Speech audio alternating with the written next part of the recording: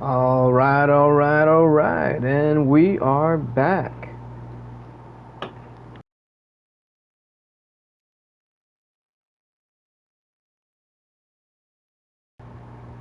And right after I said that, I thought I heard someone calling me, so I muted myself. Okay, so we are back to doing Resinless Behavior. Probably the most boring content that you will ever see on Genshin Impact. I may end up taking some breaks here and there to do some other content, like maybe I might mess around with the Abyss some more, or do some random co-op, whatever the case may be. As of right now, this is what my battle pass looks like for the week. Still need to do the bosses, so the trounce domains. I do plan to keep getting materials for Dia, as well as just anything I might be not low on, because I'm not really low on anything other than Arlecchino mats, but just anything that I'm lower on than anything else. So that's going to be like Arlecchino, I think my Wanderer mats, and Ipep, for example. As for everything else, it's all pretty standard. I'm going to be doing the regular boss kills after today. I just did the 6 for Dia right now, so she has now ascended past level 80. Tomorrow I'll do the 4 boss kills. Well, I'll do the trounce domains tomorrow, and then I'll do the boss kills for Kashina after I do the trounce domains. I don't know if I'll be able to do that all in one day, but we'll find out. 4, 8, 12, 16... Yeah, no, I won't be able to do that tomorrow without a resin refresh, at least. Actually, even with a resin refresh, I might not be able to. Oh well. But either way, I'll do those first, and then I will go back to doing gold ley lines, because gold. And everything else just kind of comes in, just falls into place. Domain challenges is easy because you just farm some artifacts for that.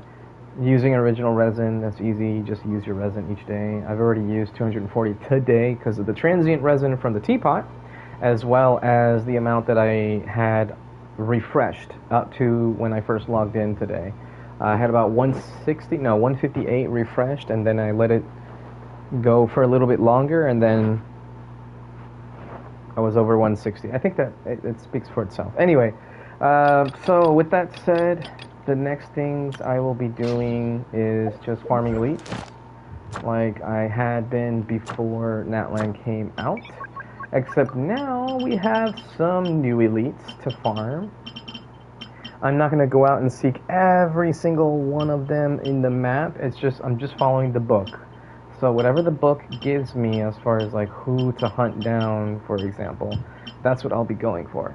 But I want to say the biggest difference now from Resinless Behavior before Natlan and now after is the levels. All the enemies' levels are above 95 at least, it looks like. I saw one at 96, but most of them are like 97 and above. So just this one, and it only ever makes me hunt down one of these anyway. But just this one is the level 96 one. Yeah, because none of the other ones are green. I don't know why this one's 96. That's kind of lame. But yeah, we'll be fighting all of these, starting with the good old Sisson Mage. Hopefully I'll start remembering where they spawn. We can also test from this now, which I doubt it'll be something that changed, but we can test to see if I'll get more... Whoops. Damn it. We'll test to see if we get more 4-star artifacts, like if they're more common now, or if they're relatively the same as before. So without further ado, I'm going to get started. I also changed some of my Twitch settings, so I'm not sure if that will help improve with regular viewers wanting to come in, because I've seen in the last few streams that I'll have like 1 or 2 people start watching the stream, and then they can't say anything probably, and then they leave. Or they just get bored of whatever I was doing on screen. Whatever the case, I changed it so that I think I had it set to where you can only chat if if you have not verified your email address or phone number, I had it set to where, and phone number, excuse me, I had it set to where you could only chat if you were following me for more than 3 days. That was to help weed out the bots. In my duels. But since Most I haven't done a defeated. test yet of my own, I don't surrendered. know if you really need to verify your phone number and email address to have a valid account on Twitch. So I turned that setting off for now just to see how things change within the next couple days or the couple times that I stream, if I stream more than once this week.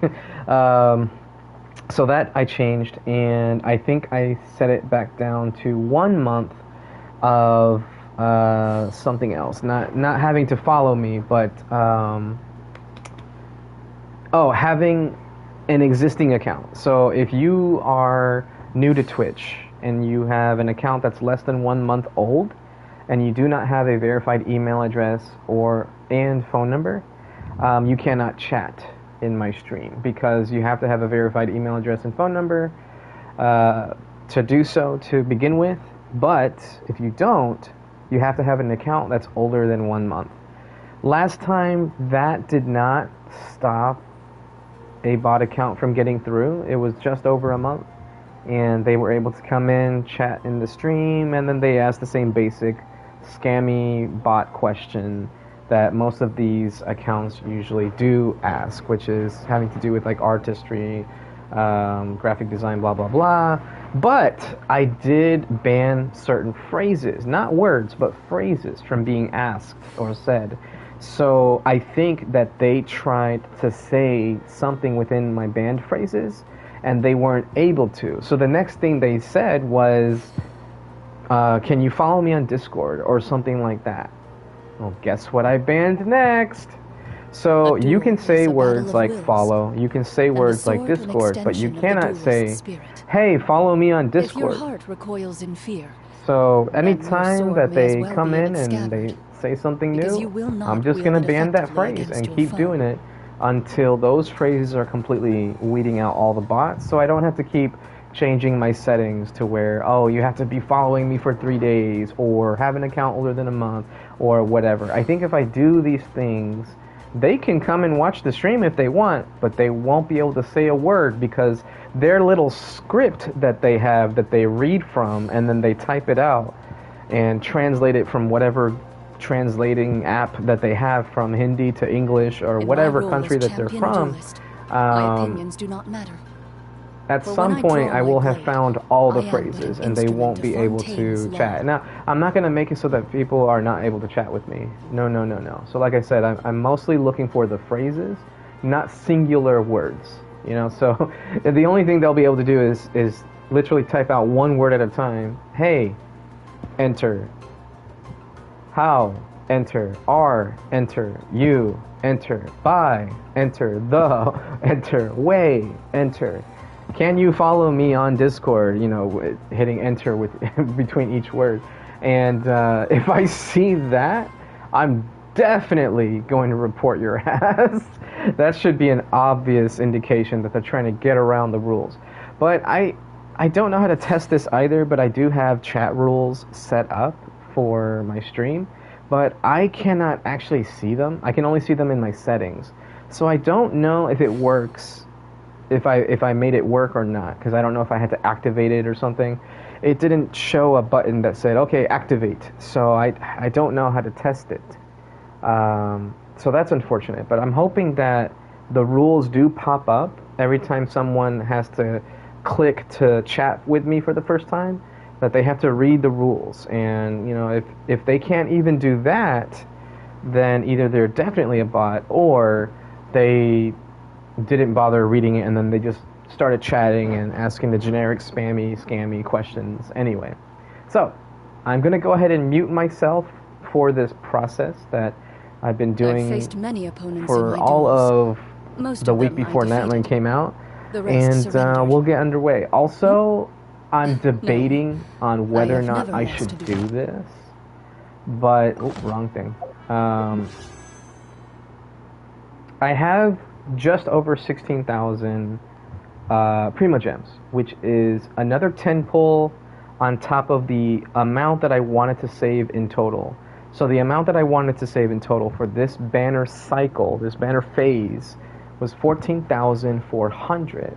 But because it's been so easy for me to get up to 16,000 and still have Primo Gems and having done already 20 extra pools, I'm thinking of staying at 16,000 and waiting until all of the intertwined fates, the rest of them, are claimable, which is going to be this week and within the next 3 days. And then, because I always do this, I pay for the battle pass, but I do not pay the $20 one. I don't really care about the special name card or the furnishing item. I do like the 5 fragile resin, by the way. It's still a bait. If you look carefully, it is pretty much a bait. If you look at fragile resin in the shop,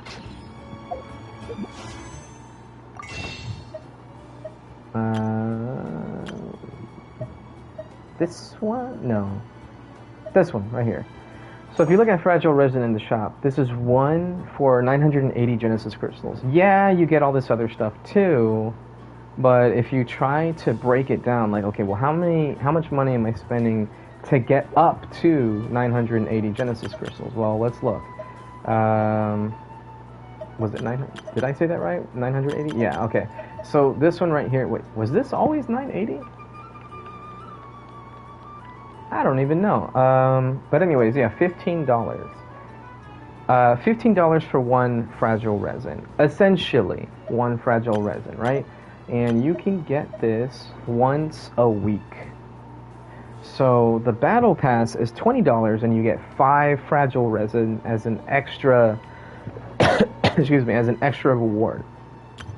That's not even counting the fact that you already get extra fragile resin from buying the premium anyway. So just for the $10 you get 1, 2, 3, 4, 5.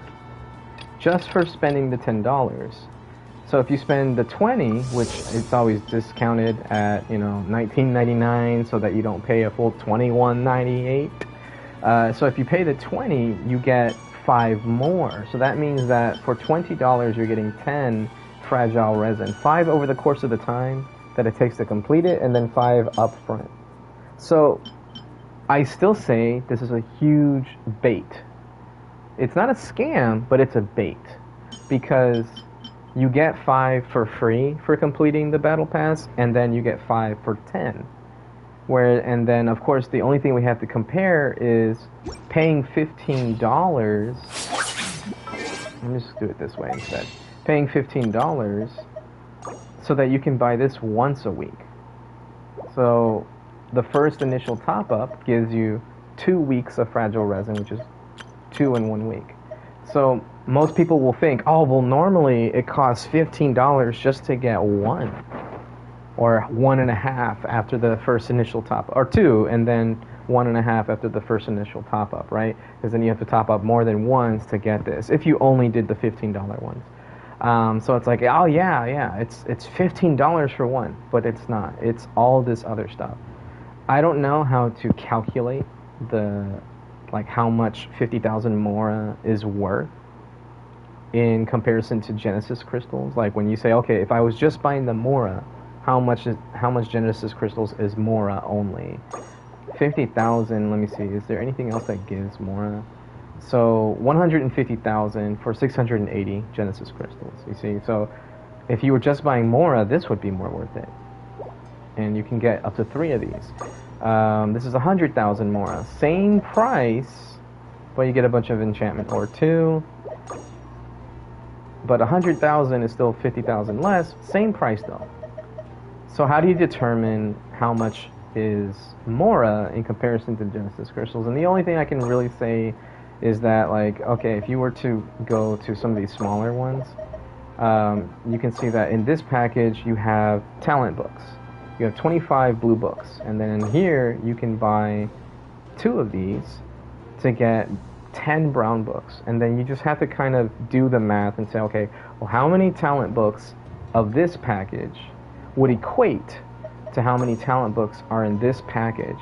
And since this is by itself, you go, okay, well, out of that many Genesis crystals, right?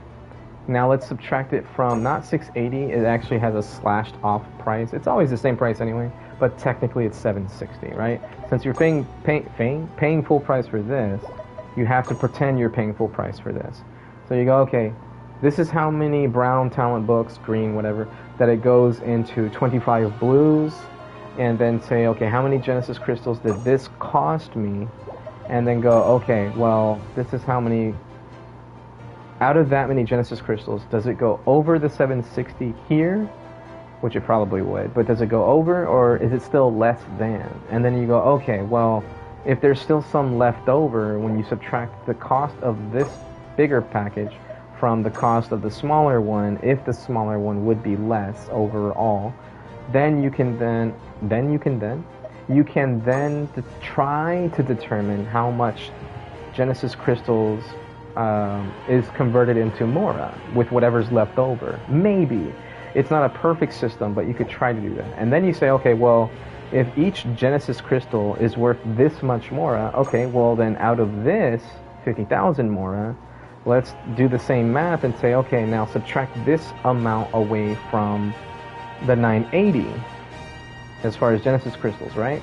Now the only thing left would be the Mystic Enchantment Ore. Now unfortunately you get 100 here, but if you do the same concept, you go, okay, well, if this much Genesis crystals is worth 150,000, this has 100,000, so now I take the cost of Genesis crystals away from the Mora and say how much is left over, and then that could be what the Mystic Enchantment Ore would be worth. But again, it's not a perfect system, so it's not really exact numbers.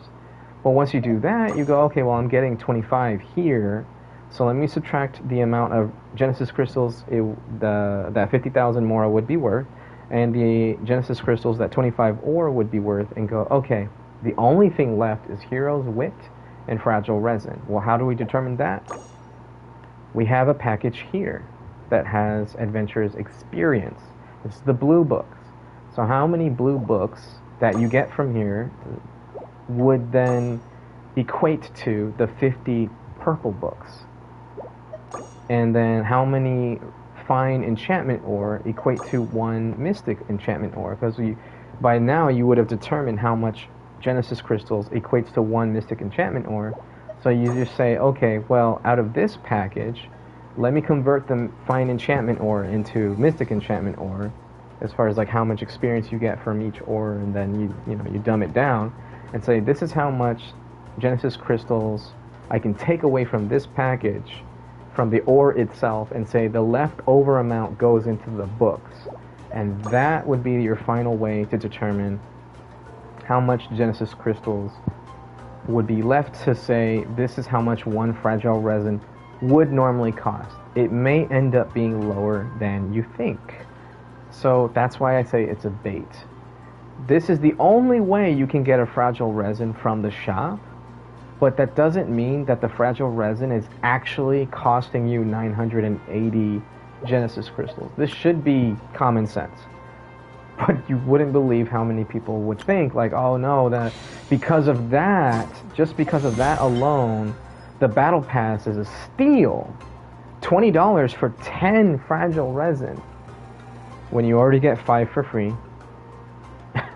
And $10 at least gives you the first 5, or the second 5, or whatever. So again, I say it's a bait. If you're okay with losing the $20 and you want the extra stuff like the battle pass card, name card, and the furnishing item, then go for it. That's your prerogative. But if you just want the fragile resin, me personally, I wouldn't waste my money, the extra $10 just for the fragile resin.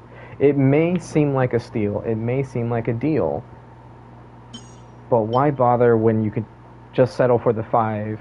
And if you're like me, you're probably hoarding the fragile resin anyway. So what's a little bit more time of hoarding and just having patience rather than, I gotta get this right now? The artifacts that you grind using these fragile resins will probably still roll pretty bad anyway, right? let's not kid ourselves. So just go with the if you're gonna buy the battle pass, just go with the lower package if you don't have any interest in the other rewards here. That's my 2 cents on that. But anyways, going into it, I will be buying the lower cost battle pass, the $10 $9.99 one, and getting the fates from here. So once I get up to the elixir, I'll go ahead and purchase the second battle pass. So, oh wait, I'm already up there. I just realized my battle pass level is 26. Okay, never mind. So I'm just gonna do this right now and purchase. Yep, $10. That doesn't show up on screen, does it? Yep, you can't see what I'm looking at right now. And confirm. There we go. I didn't even realize I was already level 26. That's crazy to me. Alright, let's go ahead and claim all these suckers. So, I want little bits of each Natlan book. I'm not going to use this for Daya's Praxis books. As much as I want to, I'm not going to do that. Because I want to get the Natlan books for the Natlan characters. So, we have 19 here. So, it'll be this, then this, then this. So, kindling, conflict, then contention. Kindling, conflict, there we go. So now we have 32, 29, and 32. Okay, so kindling is the only one that's lower. That's unfortunate. Probably there's some precious chests in the world that I haven't found or something. But there you have it. 2 acquaint fate, or intertwine fates right away. And I'm definitely going to reach level 30 by the end of the week, so I'll have another intertwined fate right there. And then on top of that, Guides of a Journey. Wait, what? What was that item I just got? Was that what the talent books was inside of? Because I don't think I've ever seen that pop up before, where it says you got Guides of a Journey. But anyways, also I might look up what this is for, this iridescent inscription fragment, as well as what this is for, because since I already got 100% exploration and I still didn't find these things, or it wasn't blatantly obvious to me, I may end up just looking up a video on like how to find these things. So with that said, I think I'm ready to move forward. I don't think I'll be doing a 10 pull today. I may even do a quick resin refresh with my Primo Gems. I'm not sure yet. I don't know how I feel about it. I may do it once I get to 30 original resin, just refreshed over time, and then just do the Trounce domains today.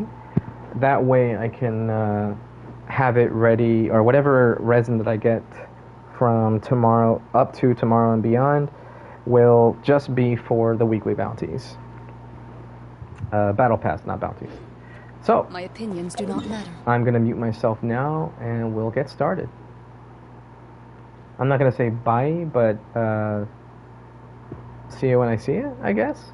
For anyone that comes into the chat, if you want to ask me some questions or anything like that, feel free, and I'll unmute myself and answer.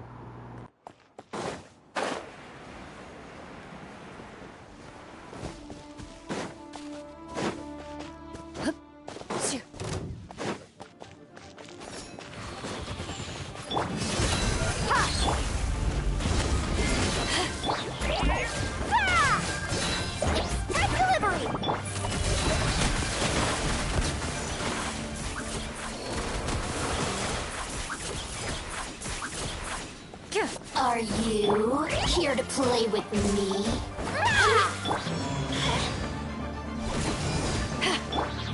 Let's get it on! The more, the merrier.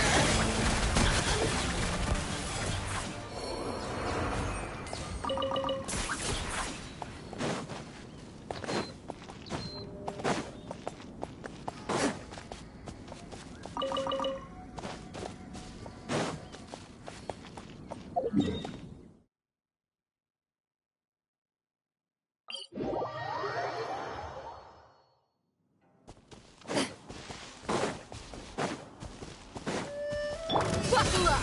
Ha!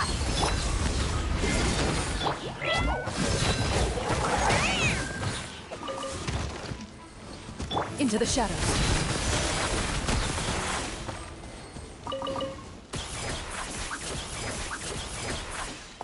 There you are, eavesdropper. Dead meat! Let me amuse myself.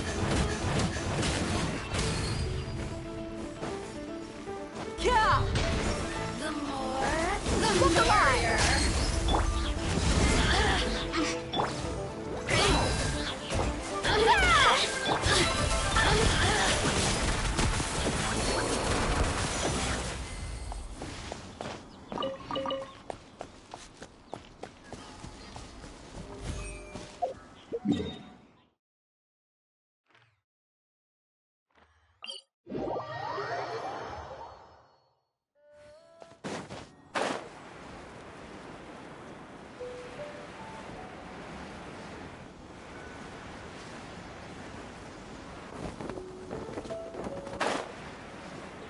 There you are, Buckle up!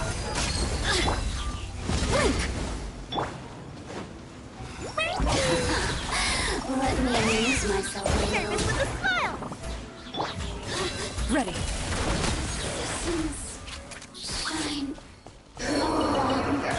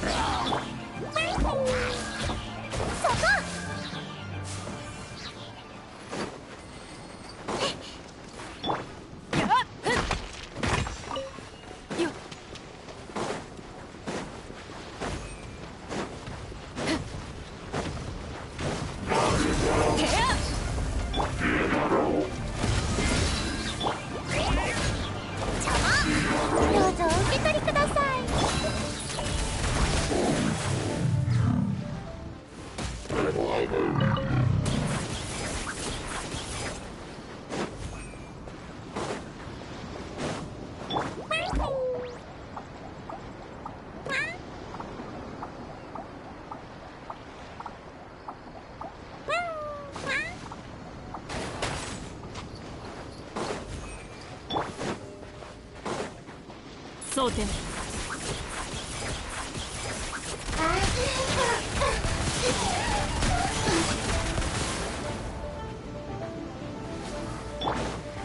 行くぞ。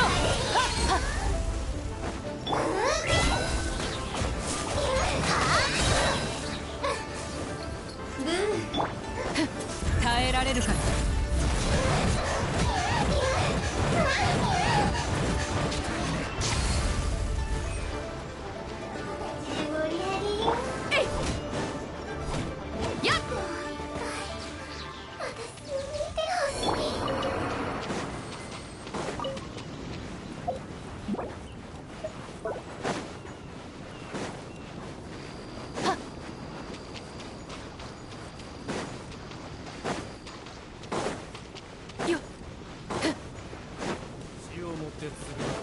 やるか。これが海山。お荷物です。逃げられなかった。影を撃つ。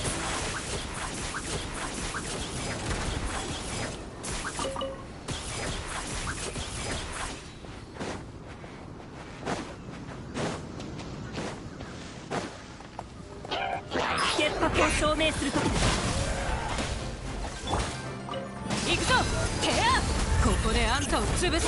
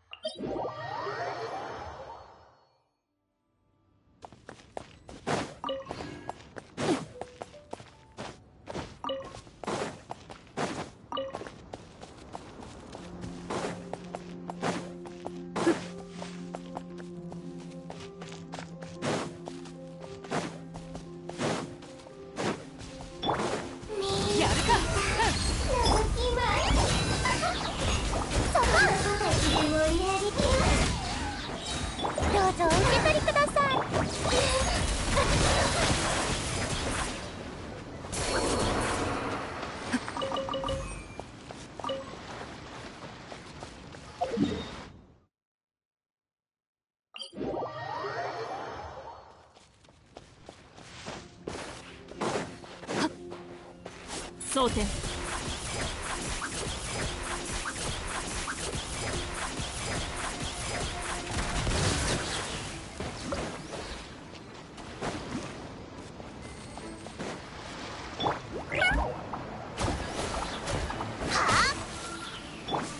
行くぞ。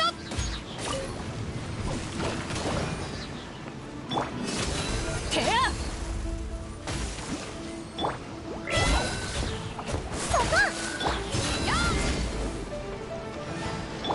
影を打つ。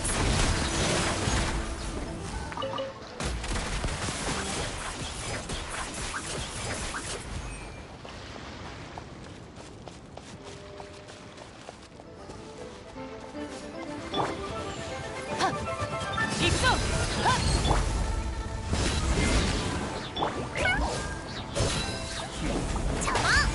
高評価よろしく。よく見ておけ。行くぞ。はっ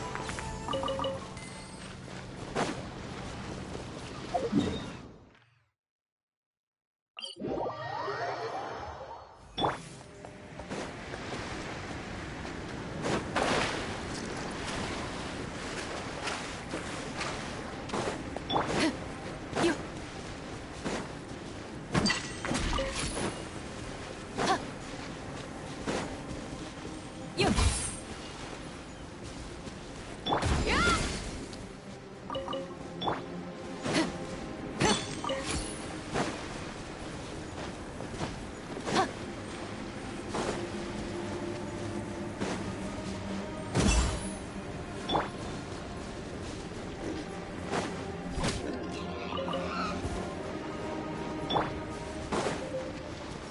手加減なしだぜ。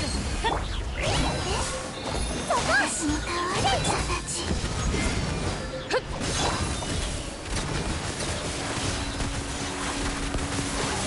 また一人。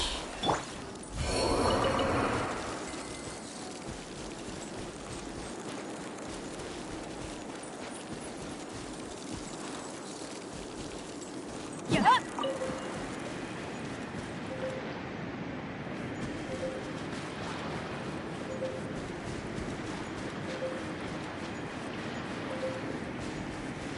行くぞ。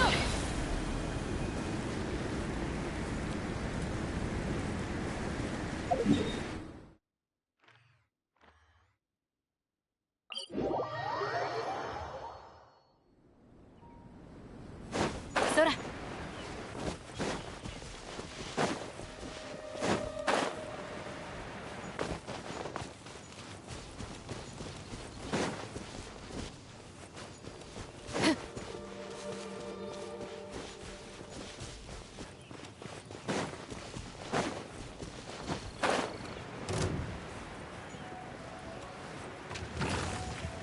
やるか。よっ邪魔。はっせい。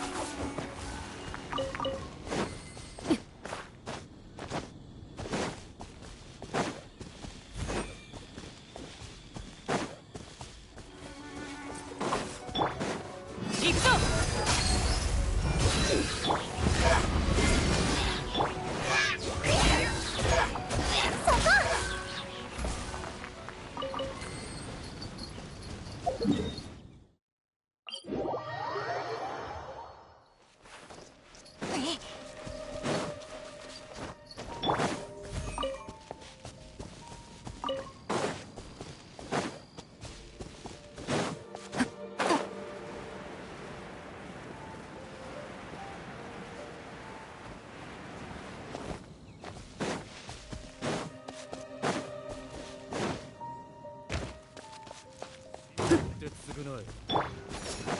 手加減なしだぜ。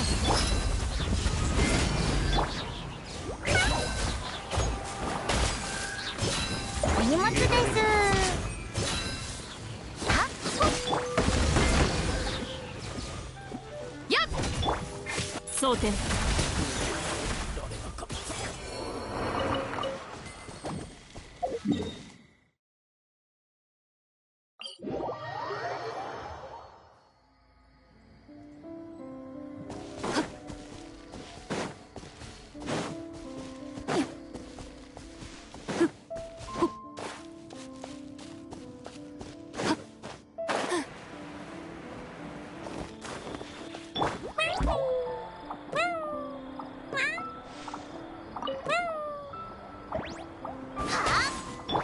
射撃準備。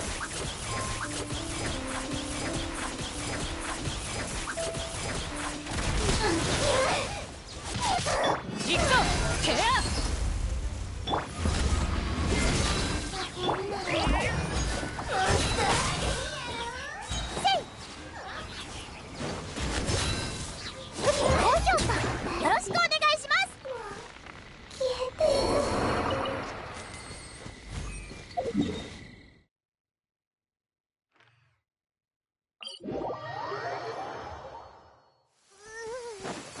毛がびしょ濡れになっちゃった。邪魔。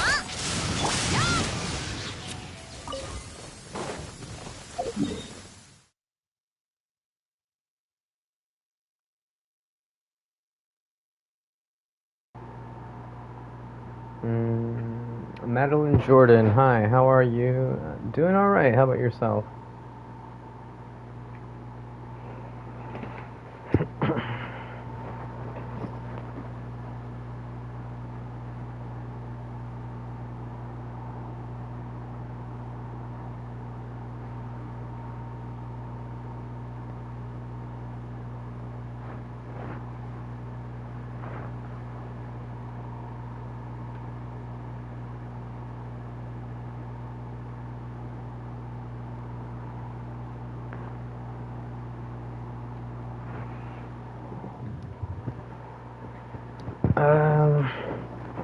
I don't like talking about where I'm from.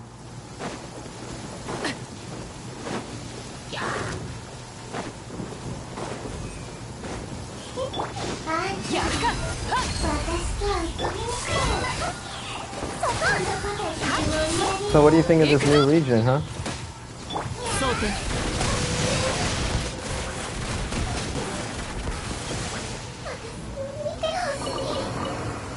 I'm sure you must have lots to say about Natlan by now.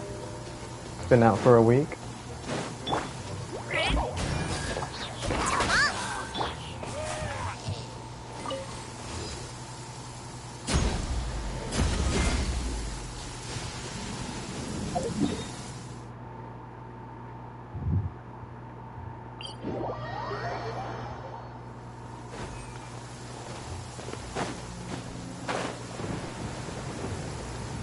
Oh, not at all.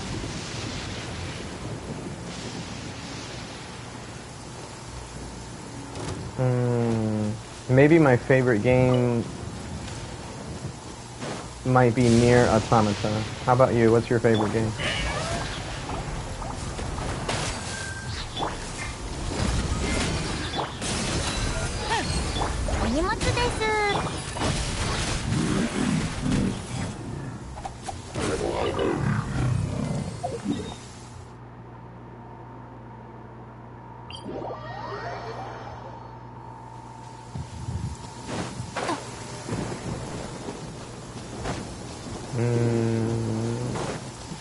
Not normally, but I guess recently I have been streaming daily.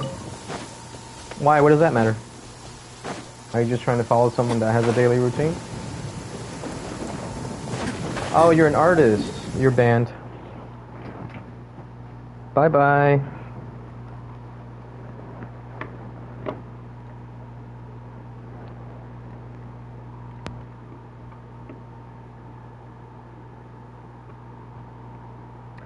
It's in my rules.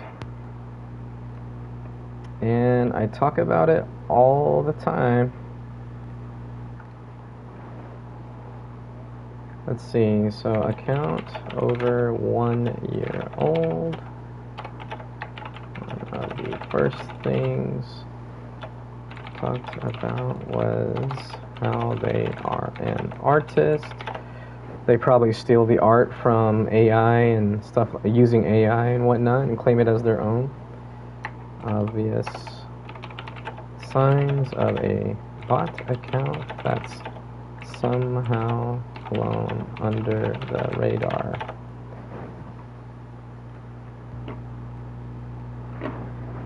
So I have a new phrase that I am going to change. I am an artist. Let's see.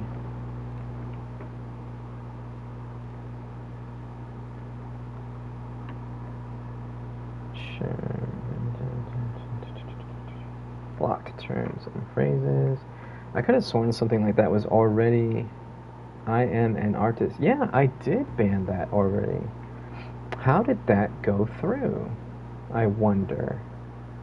Did they say it differently? Let me check my recent bans.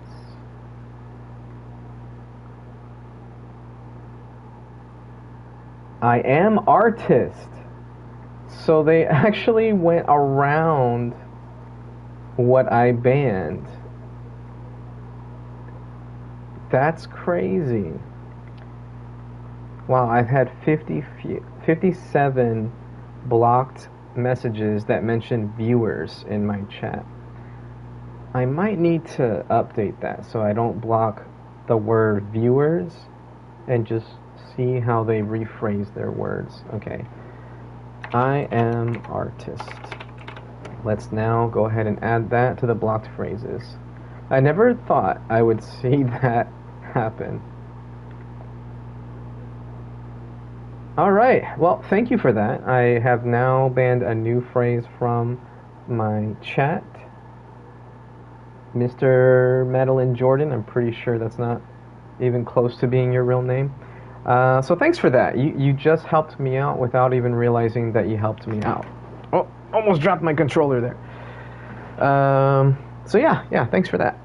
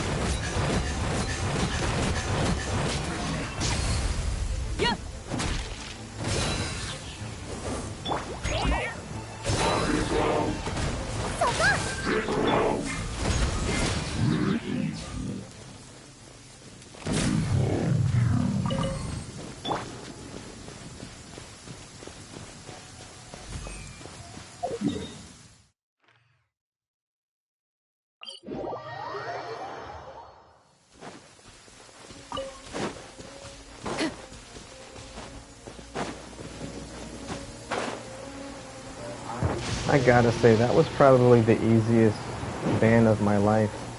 I think it's been banning these phrases that I have messed with has actually been working wonders. I may not need to filter out who can view my streams anymore because now I'm just getting all new phrases to ban. So yeah, from the bottom of my heart, I must thank that random chatter named Madeline Jordan. Account was over a year old, by the way, but came in using the exact same dialogue verbatim. Hi, how are you? Didn't even spell it correctly, by the way. Maybe that's the fault of the translation app that they were using, or just they can't type for shit. But hi, how are you? Do you stream daily? That's another one that they like to use. Do you stream daily? I don't know if I should ban that though, but it's clearly an indication of what they're gonna say next. Well, is this your favorite game? A game that has anime waifu characters? They're clearly targeting a specific audience, or following, or streamers, or whatever. They're targeting certain very specific individuals. So of course I don't even say it's my favorite game. So now they're kind of cock-blocked. They have nothing else to say. Okay, let me go straight into it. I am an artist. Bye. I wasn't expecting I am artist. So, again, thank you for helping me update my banned phrases, Mr. or Mrs. Madeline Jordan, wherever you're from. That certainly helped me out.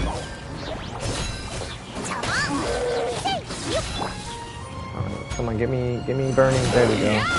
Oh, I couldn't stay burning.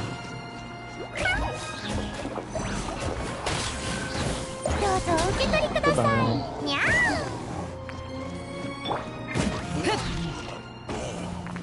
Oh, nice. I forgot about the C4 coordinated attacks for Kirara. It counts as burst damage too. Let me see how much it does. Yeah, 10,000. Not bad. That time it only did 8,000, and it was on a unit that had an electric. Oh, that's right. It's a slime, so they don't actually retain the auras. Let me try it again on one of these guys. Just do that, and then boom. All right. So now you've been affected. Oh, I didn't see how much damage that was. There it is, 14,000. Not bad. Oh, thanks for the fire. Bye-bye. Yeah, not bad. 14,000 follow-up damage on a unit that's been hit with Electro. That's not as good as my Nahida's coordinated attacks, but I mean, it's something. It certainly is something. I don't think it scales off of HP or anything either. Yeah, it scales off of attack. Okay, so she just needs a lot more attack. I need a Jade Cutter! Alright, I'm gonna go back to muting myself now.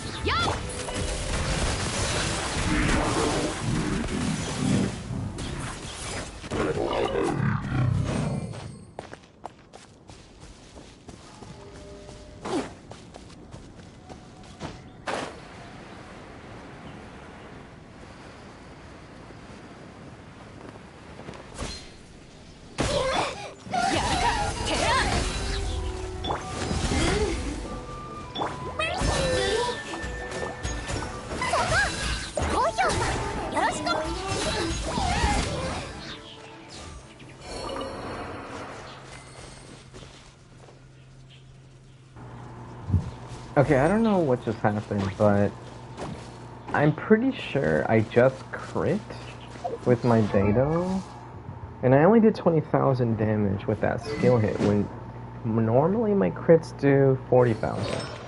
I didn't change anything with my artifact, but I definitely crit with her, and I somehow did less damage. Unless that was just a very large overload, which I doubt that's even possible. That's really weird that just happened. Also, I'm thinking about switching Dea to Tenacity, because I haven't really been paying attention to her damage numbers anyway. But I doubt that it's good. I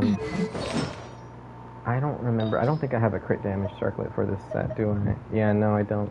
So I wouldn't even be able to kind of maximize on crit damage with the current setup that I have, which is unfortunate, but yeah. I could go for a goblet that has more crit damage on it, but I'd be lacking on crit rate. I was thinking about switching from this to her signature, taking it off of Beto, but I really don't want to put Beto on Skyward's or on Serpent Spine, even though that's one of her best weapons by far. It's better than some 5 stars. I really like having the 70% crit rate on Beto, and taking this off would reduce my crit rate by about 6%. Yeah, so I'd be at 65, give or take. And I don't want to do that. But I am so curious to see how Dea's damage would improve using her signature weapon. But I am using a shielder on the team, so I guess it wouldn't be improved by that much anyway. Let's see, after this taste damage will be trigger even when character is not on the field. Yeah, this would definitely help her skill damage tremendously. And then she would get extra HP. Let me see what her stats would actually look like. So I'm at 1444 on attack damage. Let's go back to Favonia's. 1244. Okay, so her crit rate almost is 100%. She loses crap ton of energy, of course. So yeah, that's unfortunate. Still, if I did do that, or let's go here and then go back on the beacon, Beto would be at 66% crit rate, which is where she was a long time ago. But, and this does look freaking sweet as far as claymores go. But I can't do it. I have to go back to using beacon on my Beto. Until I get artifacts with better crit rate, I think that's where I'll be. I could technically switch to the Gladiator's Flower and go to my Thundering Fury Circlet that I have on Yaimiko, like switch them both out. Yaimiko Circlet has 20% energy recharge, which is more. Unfortunately, the Flower I don't think has any. Let me check. Yeah, the Flower has none. So it'd be kind of an even trade. Let's just see hypothetically what would happen. So I'd gain a lot of crit rate, but still not enough to warrant changing weapons, I think. Yeah, still not enough. So there's that unfortunate circumstance. And I would lose crit damage. But let's see what my energy recharge is. 144? Slightly lower. Slightly lower. Unfortunately.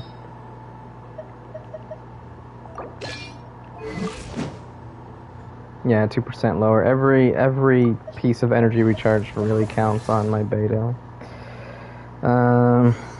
But yeah, that's where I'm at right now with Beto. I don't know why I started looking at that.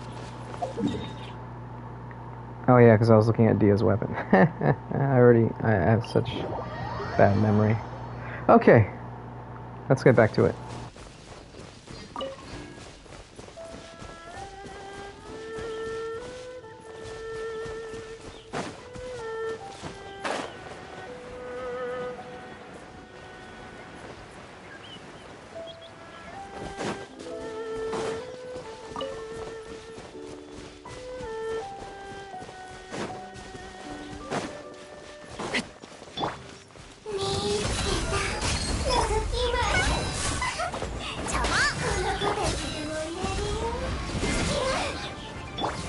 撃順だ。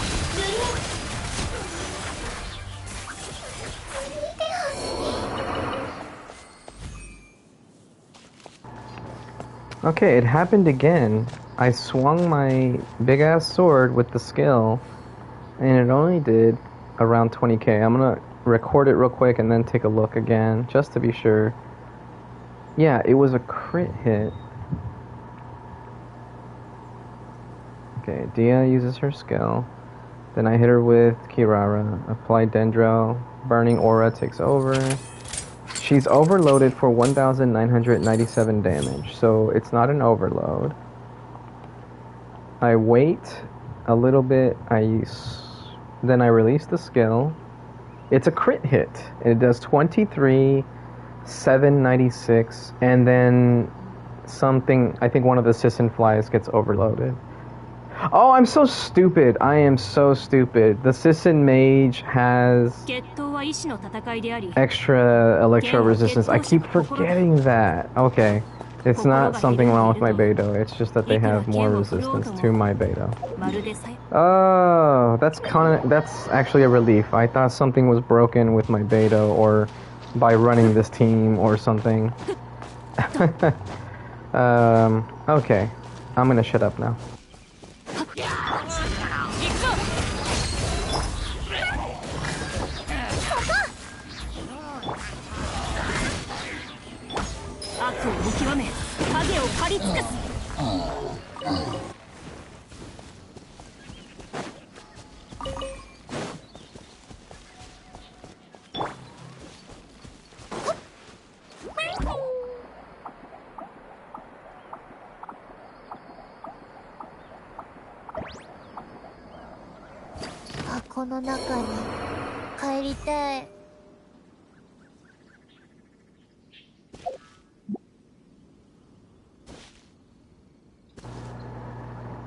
What the fuck just happened?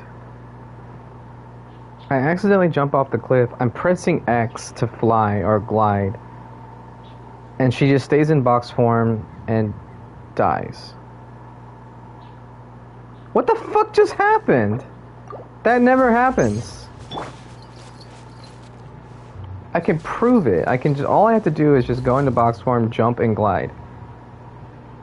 Why was my box form in cooldown? I do this, glide.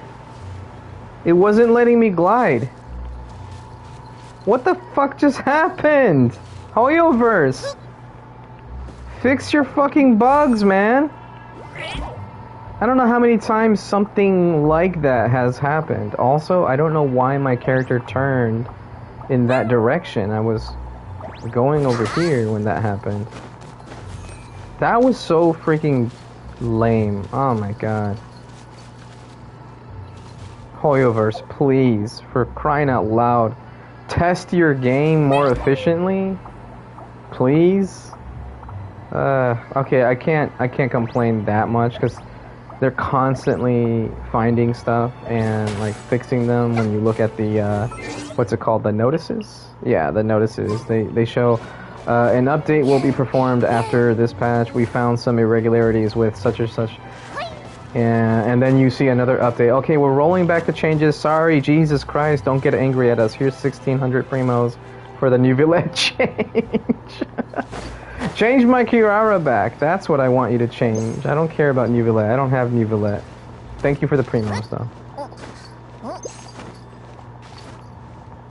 I still can't believe that just happened, though. That was really fucking weird.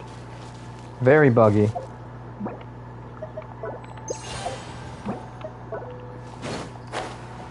Oh, I should have used a different character. Oh well, alright, back to muting myself.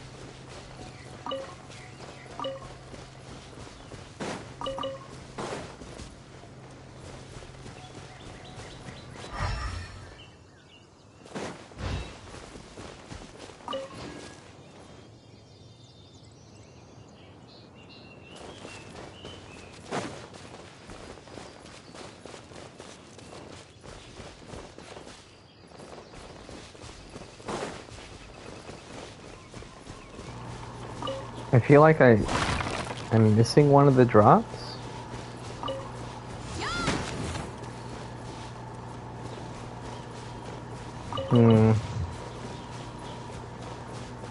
I feel like if I reload the game, the drops will reappear, but maybe I did pick them up.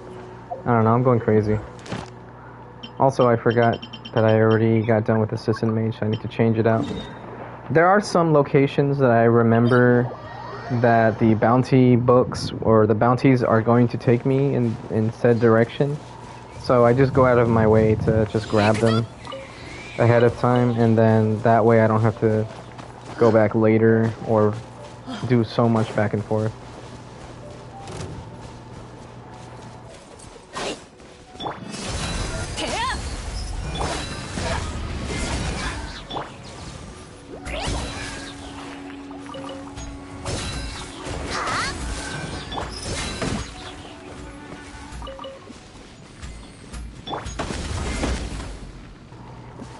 I never really paid attention to the numbers before, but Dea just did 3,000 damage with her skill, and that was it.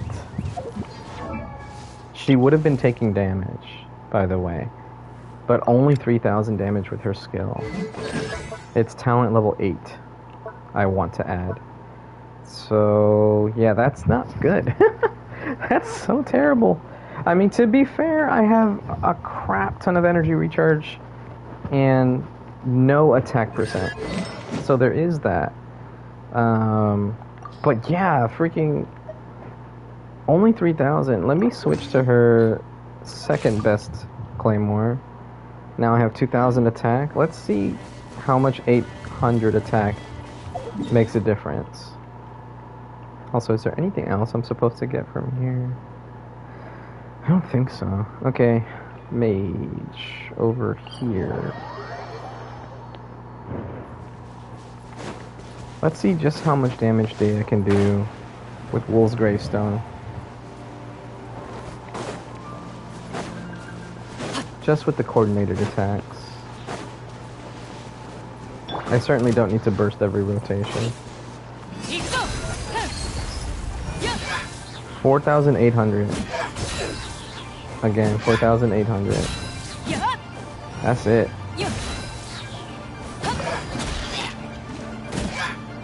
Did I proc Wolf's Greystone yet?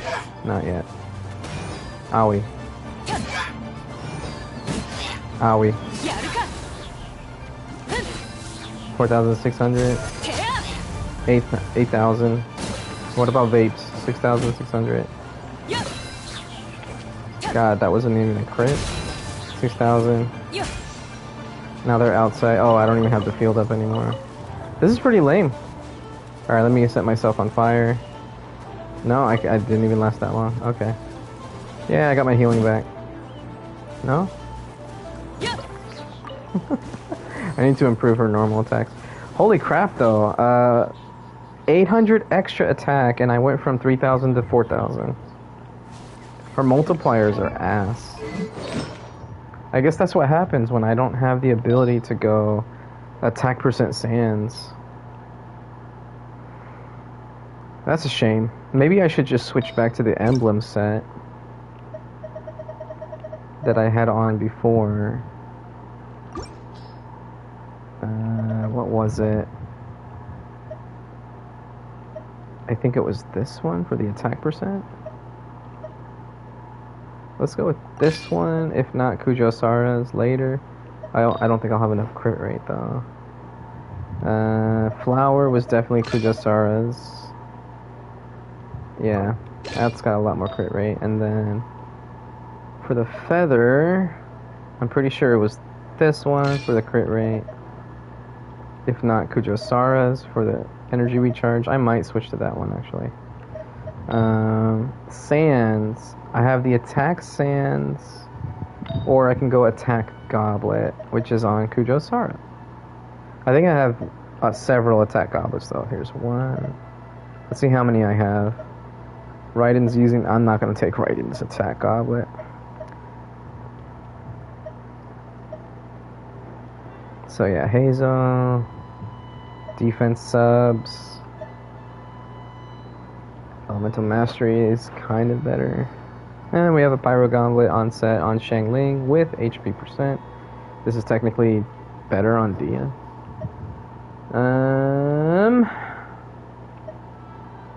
Let's go with... Let's take Kujasara's and switch it with Xiangling so I know who to switch it back to.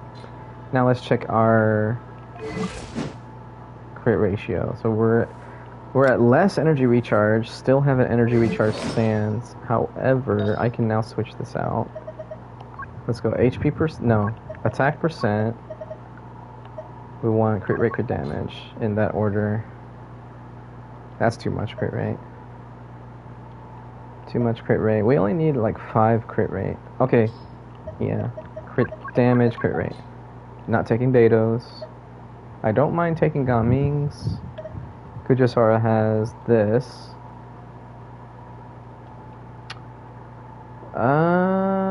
That might get us to the 70% mark. Let's check. Oh no, I need a little bit more. Okay. Let's go back to that Sands that Kujasara had. There we go. And then redo this. Whoops. So 3.9 still had me under 70%, so I need a lot more crit rate than that after all. Ooh, that's a lot of energy recharge, but a very low crit rate still. But that is a lot of energy recharge.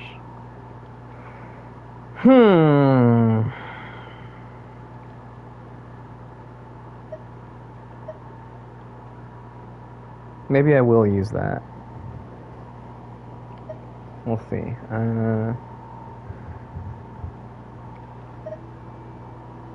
It's got HP percent, that also helps. Eula's 9 crit rate, 19 crit damage. That's actually not bad. Okay, screw it. Let's go crit rate, crit damage on the search, and then yeah, Eula's Ayato with HP. Rosaria. Off-piece, that's on my Traveler, 6.2, but only 12 crit damage. 5.8. 5.8 again. Yeah, I definitely need more than 5. Let's look at it one more time. Let's take that off. So I need 7. At least 7 crit rate. So I could take Rosaria's, but she's on my showcase. I'm not doing that. Yeah, no, that's it. Okay, so we're gonna take Eula's. She's not on my showcase, so it should be okay. Let me go back to what Sands I had before. Where is it? There it is. And then take Eula's Sands, so that way it's on somebody. Okay. Higher damage goblet on set with some HP. Let's look at our energy recharge now. Wait, what just happened? Oh, I'm so stupid. I gave up an energy recharge Sands. Oh, I'm so stupid. Okay. Yeah, no, I can't do that then. Eula, give me my shit back. I don't know what I was thinking. I don't know what I was thinking. Okay, so now we're not on the same set, so we're probably going to do even less damage with our skill. But we can now see what our burst will do. Let's find that Abyss Mage. Hopefully it's a cryo one, right? Take out the shield faster. Oh wait, there is a ruined guard up here I should kill first. Hey, what up, buddy?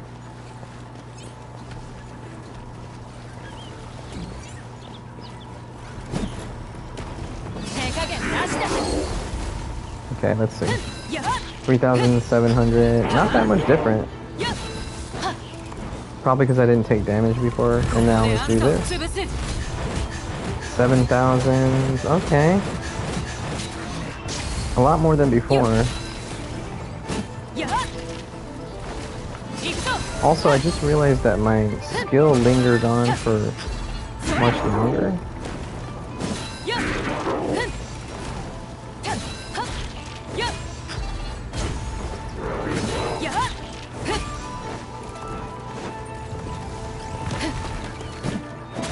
my skill's gone. やるか Not even a full cycle with my skill gave me enough energy recharge. Or energy back. Oh god. That's not good. I'm so dead. やるじゃねえか Oh my god, I killed it. That's crazy. I was able to kill it. Okay, what have we learned here? The burst did do more damage, but that's because Emblem just gives you more damage on your burst. The skill hits were pretty much the same. So no real improvement there. Now let's do Favonius alongside the, whatchamacallit, the energy recharge sands.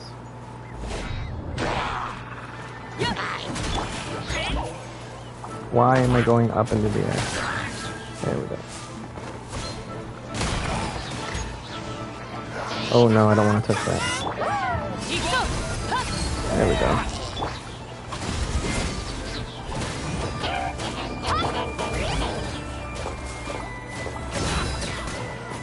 Oh, are you kidding me? What happened now, biatch? Okay, no reactions.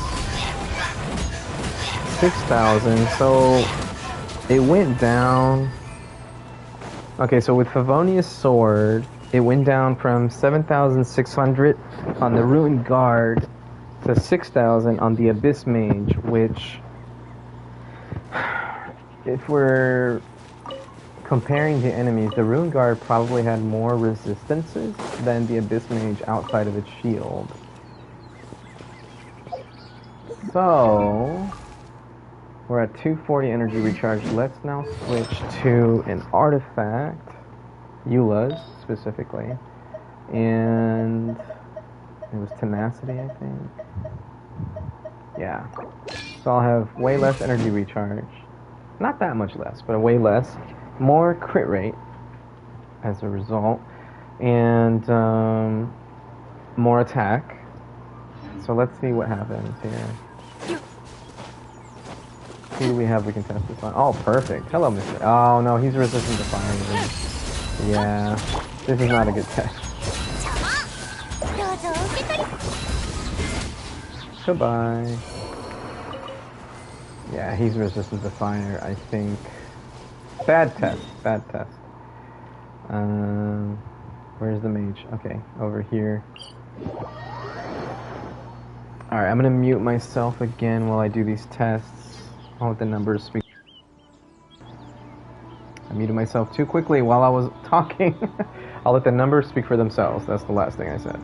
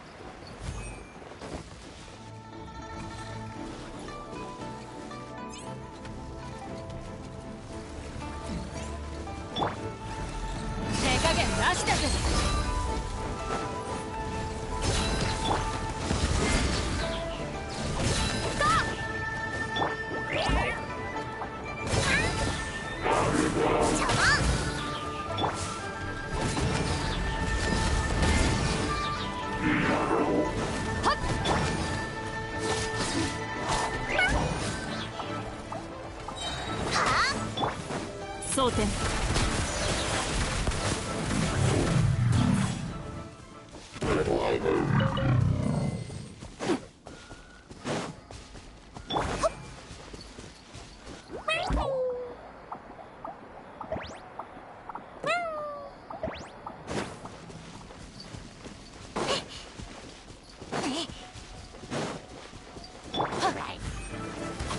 行くぞ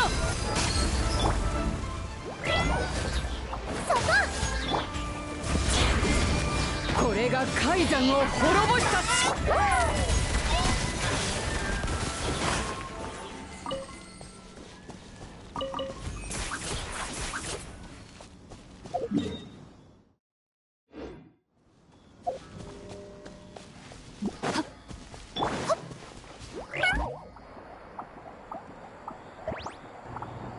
So, in conclusion, what I found is that using the attack sands with Emblem and Favonia's sword is a good middle ground because I'll be able to get her burst up more often.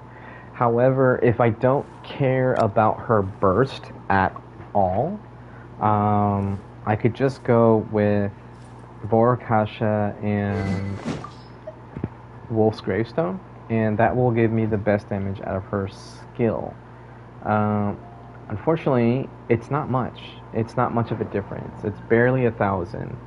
I think her skill with Favonius was doing something like 3,300 on Vorakasha, and just around 3,000 on Emblem. And then with Wolf's Gravestone, I think her skill, I don't remember what the numbers were, it was something like 4,000. Well, it would probably be around the same with Emblem. But then I wouldn't have any energy recharge, of course. But at that point, it's like, what's the purpose of using Emblems of Severed Fate if I am not bursting? So the middle ground would be Favonius Great Sword with an attack sands. I am not overcapped. I have 72% crit rate, so I wouldn't mind losing a little bit crit rate in favor of crit damage. So something I could do is go with the attack percent sand or a goblet, and then I can go back to the energy recharge sands with that I had on Eula. So I stick to 1600 attack. I lose my pyro goblet, so now I might not do as much with my burst, but I think I was doing around 6,000 or so damage with the burst. So now that I have attack percent and energy recharge, let's see if that's better than pyro goblet attack percent sands.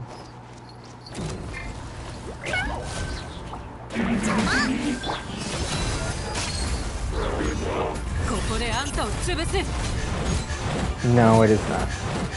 I'm doing a little bit less. So it is better with the pyro goblet. Get down here. Of course, we could just test it on a different character. Also, Dia's burst is already back up, so that is a plus. It is doing slightly less damage, but her burst is already up. So I have way more than enough. Let's go ahead and do it again. Yeah, 5,000. I think I got even some bait because of the Abyss Rage or some salmon. Finish killing that.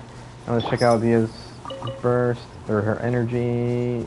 It was getting back up. It wasn't enough to get her burst back just from the attacks from the burst alone.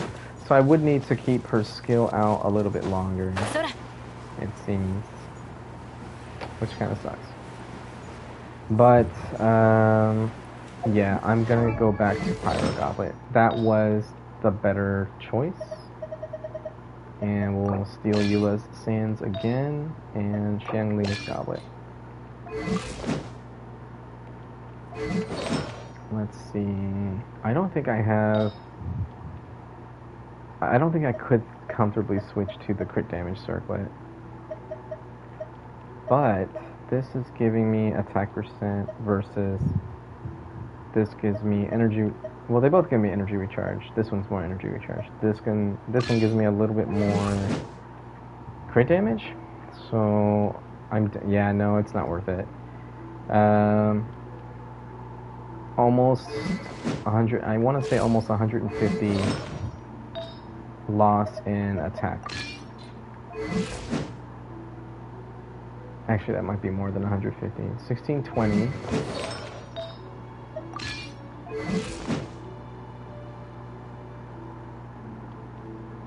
No, it's not more. It's not more than 100. It's barely less than 150 loss, but it's still every point counts. And having less than 7% more crit damage is not worth it, or extra is not worth it. And we lose some energy recharge, so definitely not worth it.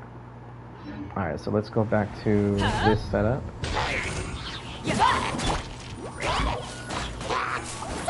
Oh man. Let's get that done. Really? Get the hell up there.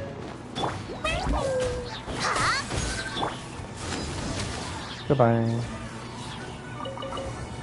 Alright. Let's explode that dynamite. There we go.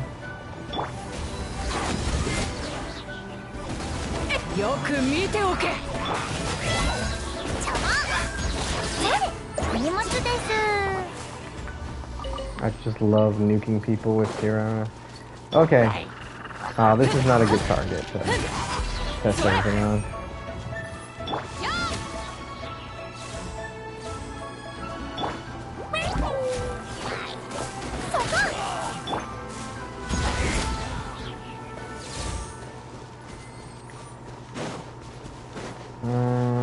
I don't even remember the numbers now that I was doing. Oh yeah, I was doing just under 6,000 damage with Dea. So I was over 5,000, maybe 5,500 or 5,700, just somewhere around there. So let's see how much damage we do with her burst now. Okay, yeah, we go this way.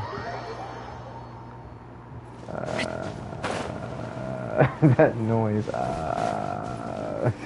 I was watching some Family Guy video or clip on YouTube, and Quagmire was he was flying the plane. He's like, "This is your captain speaking. We're clear for takeoff. This isn't that. Please remember to buckle your seatbelts and keep strapped in." And he just kept doing that noise. It was so stupid. Oh, I'm lame. Okay. All right, muting myself again.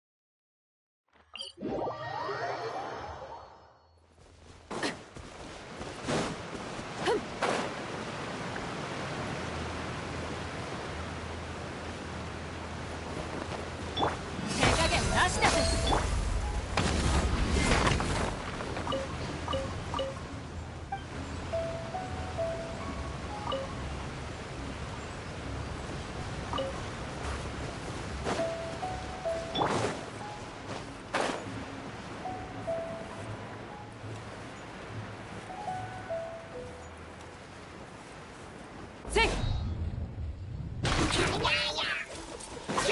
行くぞは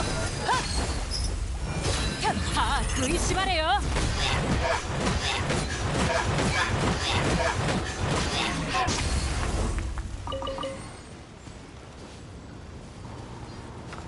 Yeah, it looks like the damage from the burst is at least 500 damage more per hit. So I don't remember how many hits that was, but that does stack up. It's not like the skill, where the skill doesn't hit that often. The burst actually hits fairly often, so definitely a difference, a good difference. So it's not worth using an attack goblet with an energy recharge sands. It's definitely better to go attack sands with energy recharge weapon and a pyro goblet. If I had to use, say, Wolf's Gravestone, I would definitely use energy recharge sands. But I'm not, so and Favonius does give more energy recharge than the sands does. However, yeah. With Wolf's Gravestone has a higher base attack than Favonius. I was gonna say an attack percent sands gives more attack percent than the passes from Wolf's Gravestone, but I always forget the 5-star weapons just inherently have much better base attack. Oh, I didn't get all the way up, so I gotta run up the stairs. Yay.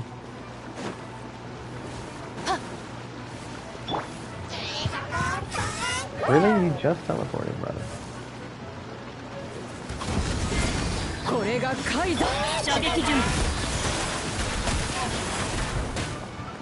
Huh. You would think that that would stop. Give me that purple. There we go. But yeah, you would think that attack would stop because I killed the Abyss Mage. What does this do? I forget. I think there's another... Oh, I thought I saw something. I think there's another enemy I'm supposed to go to. I think it's this way from this teleport. But it might be easier to go from here. I usually didn't come here because I would use Arlecchino. And I wanted to preserve her bond of life, but I think there is... I just went the wrong way, didn't I? Yep, I certainly did. Okay. I'm supposed to go this way.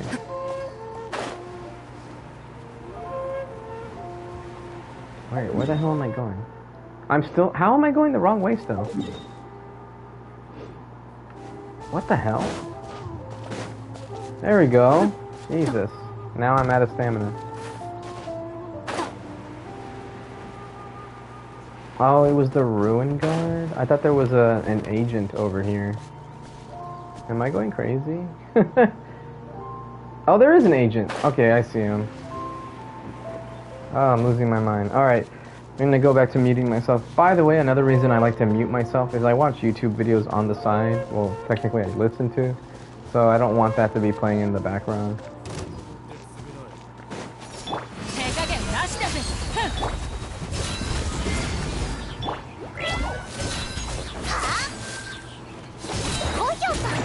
Oh, no crit?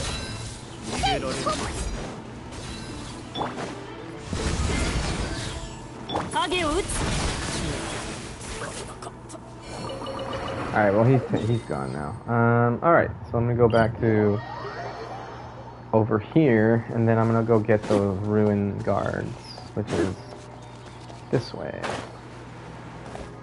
It's funny because I think one of the commissions takes you over here as well.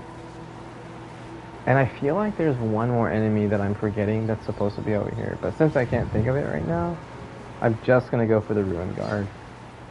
Alright. Shutting up.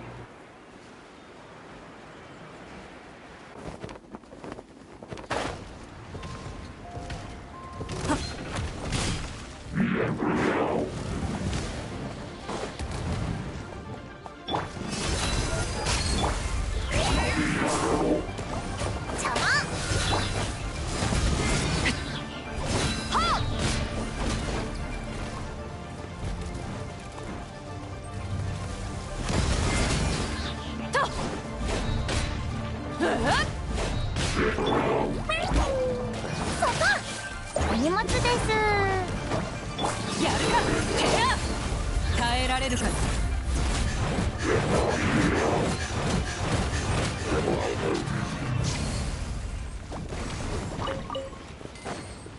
っよっ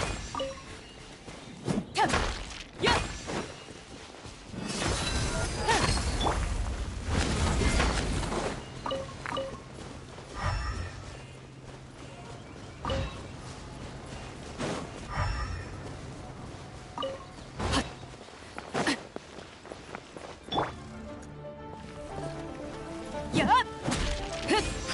それはっ手加減なしだぜ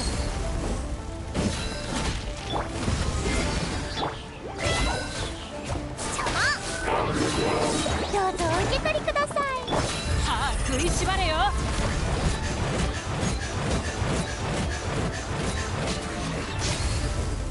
やっやっは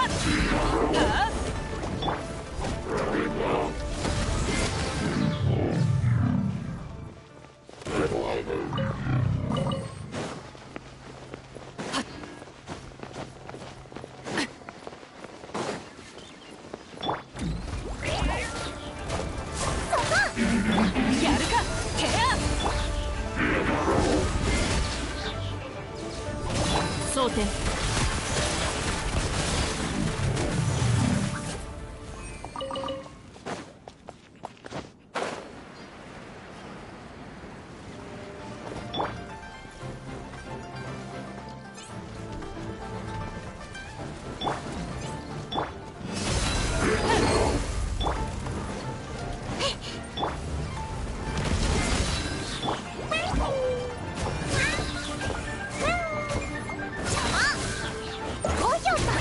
ここであんたを潰す行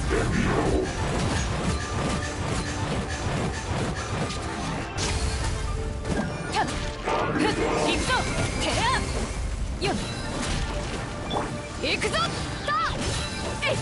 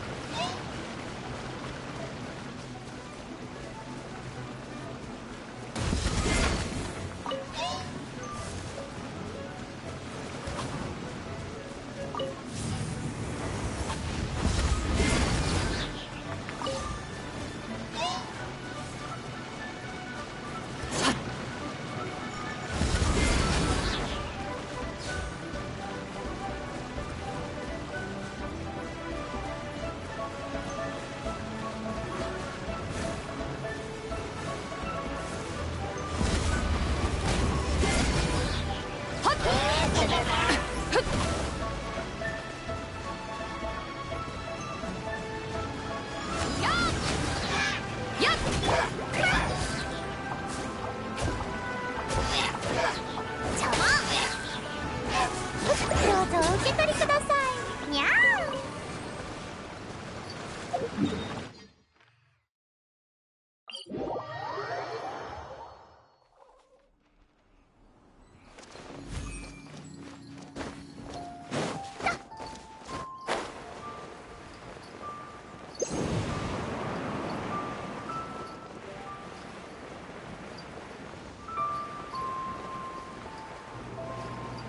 I feel so sad. I just realized that I didn't do a screenshot of the amount of experience that Beto had going into this, so that I could compare the experience points that I was gaining from before Natland doing this Resinless Behavior to now after Natland. So I'm going to have to remember to do that the next time I do this. That sucks. Oh well, I'll find out the answer sooner or later, right?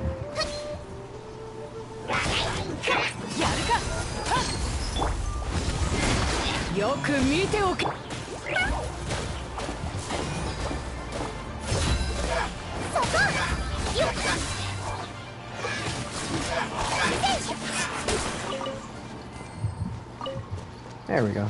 Bounty's over. Okay. Hey, you there? Come here.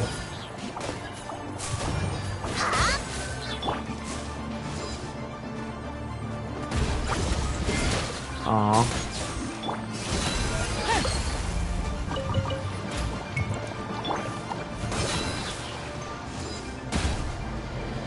One more? Okay.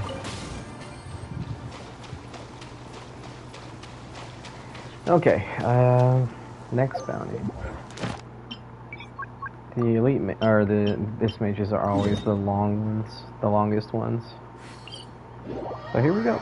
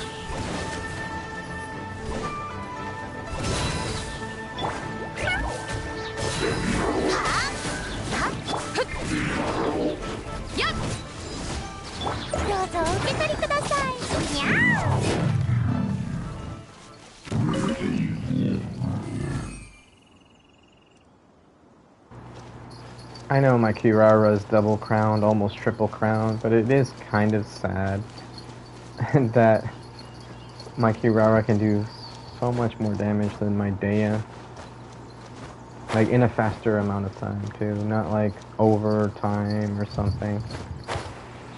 2 or 3 hits with her skill, I can hold it longer, but that's generally how long I hold it for, and then just 1 auto attack because to proc her C4, and then burst. Even if I'm not getting some sort of activation or something from Beta, she still does plenty more damage. So that's kind of sad. Not the worst thing in the world. I mean, I do have a dedicated build for Kirara. I don't have Dia's signature equipped to her, and I certainly don't have Constellations, but she is a 5-star unit. The majority of her damage should already be available. I shouldn't have to get Constellations to get the bulk of her damage, like it feels like. Which is what it feels like. That's what I meant to say.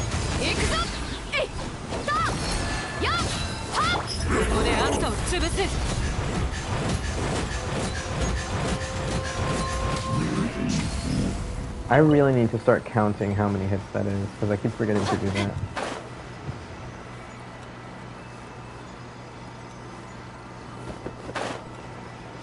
Oh, something I forgot to test. So, if I go attack goblet, I forgot to try and see what happens if I go HP sands. Which I have this one, which is a lot of crit rate. Let me see. Way too much crit rate.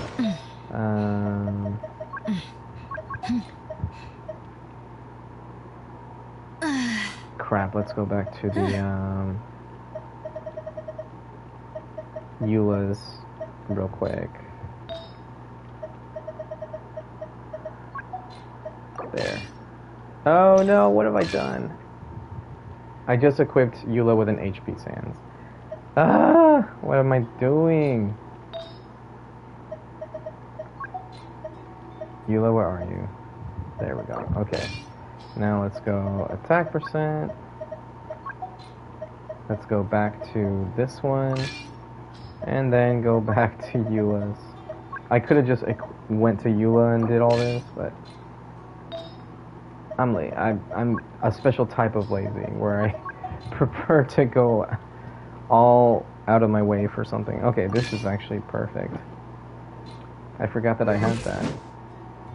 So I do have more stats now with this. More attack percent. Slightly more than I had before. Not that much more. Less energy recharge, I think. No, it's about the same. And then I have more crit damage. So let's see how this does. Give me my energy.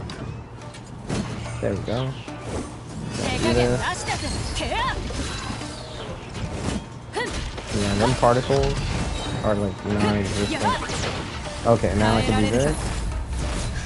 Nope, still left. It's still better with a Goblet. But one thing I will say is that this is about the same as far as overall damage. Oh, I didn't get the crit on that. What was that? Alright, I got her burst back. So, the only thing left to test would be the Pyro Goblet with the HP Sands. And I don't think that's going to matter. I think it's better to go attack Sands. As we can see, I have far less crit damage now. Not far less, just 7% less, but still, it's less, nonetheless. Less. Oh, it's less. Always the less. Okay, I'm gonna stop saying less, because I keep saying less, and it's driving me crazy. I'm a lesser person. Okay, that's enough. So yeah, Pyro Goblet, or Attack Goblet with Energy Recharge Sands versus Attack Goblet with HP Sands. It was about the same damage, and that's with Emblem. You would think that the Energy Recharge Sands would equate to more burst damage overall, but it was around the same. It's just kind of sad. Okay, yeah, so the HP Sands, it's definitely less than Attack Sands. So I do need to get something like P2 or so.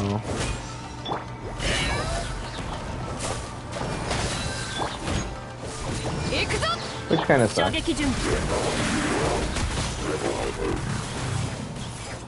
Yeah, don't even think about it. Alright. So yeah, that kind of sucks. That we have to rely on a constellation to get better stuff. But it is what it is, I guess. Okay. Let's check out the constellations. Dea's max HP is increased by 20%. Just a flat increase to her HP. And she deals bonus damage based on her max HP when using the following attacks. Her Molten Inferno... Oh, because it's C1, not C2. My bad. So her Molten Inferno, which is her skill, will be increased by 3.6% of her max HP. This is on top of her already existing HP scaling. Leonine's bite damage will be increased by 6% of her max HP. Alright. So C2 is when Dia uses her Molten Inferno Raging Flame. This is her skill. The duration of the recreated Fiery Sanctum field will be at... Wait, did I get that wrong? Yeah, Molten Inferno. Okay. I don't know what I was thinking. So... Oh, Raging Flame is the second part of her skill. You activate her skill, I guess you auto, and then you use her skill again or something. So the duration of the recreated Fiery Sanctum field will be increased by 6 seconds. So you get a longer duration out of her skill. Additionally, when the Fiery Sanctum exists on the field, damage dealt by its next coordinated attack will be increased by 50% when active characters within the Fiery Sanctum field are attacked.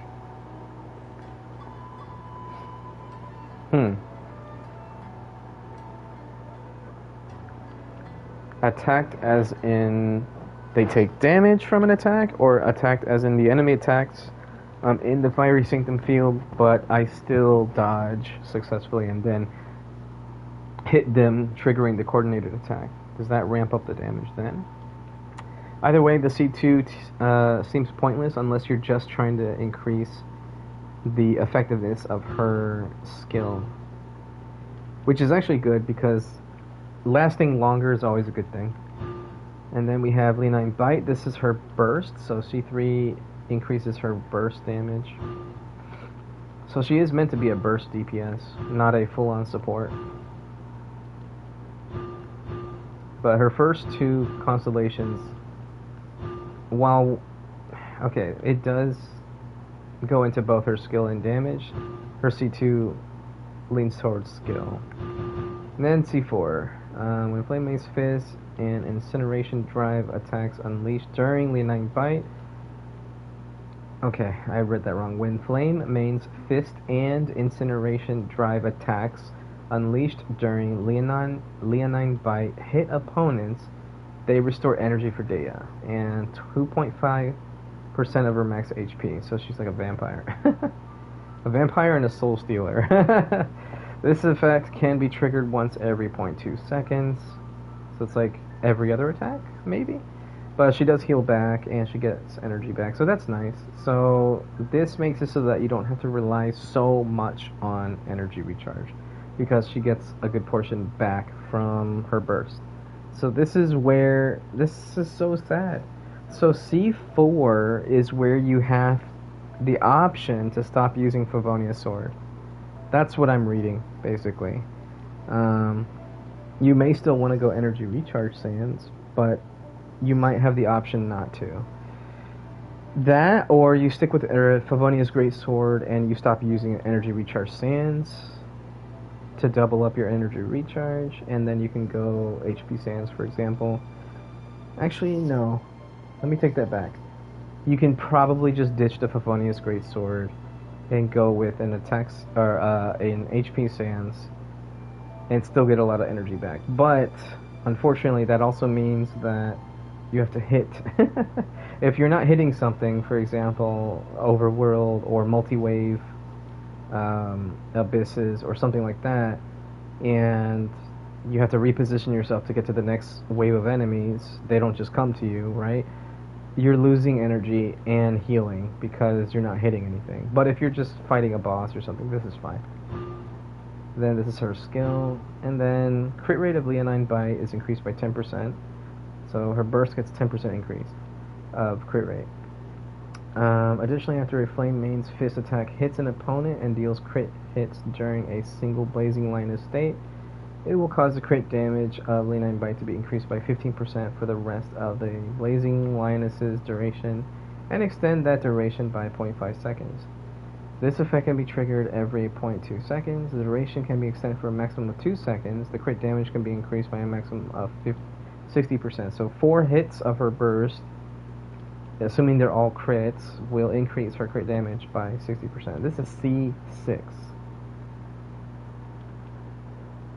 And it's... oh my god. They really hated her when they created this unit. Like, they must have thought, oh, I'm doing something unique when I create this character, but then her numbers are just so bad. Wait a minute, where's the HP scaling? Indomitable flame damage, ranging Ranging flame damage, and then field damage. Oh.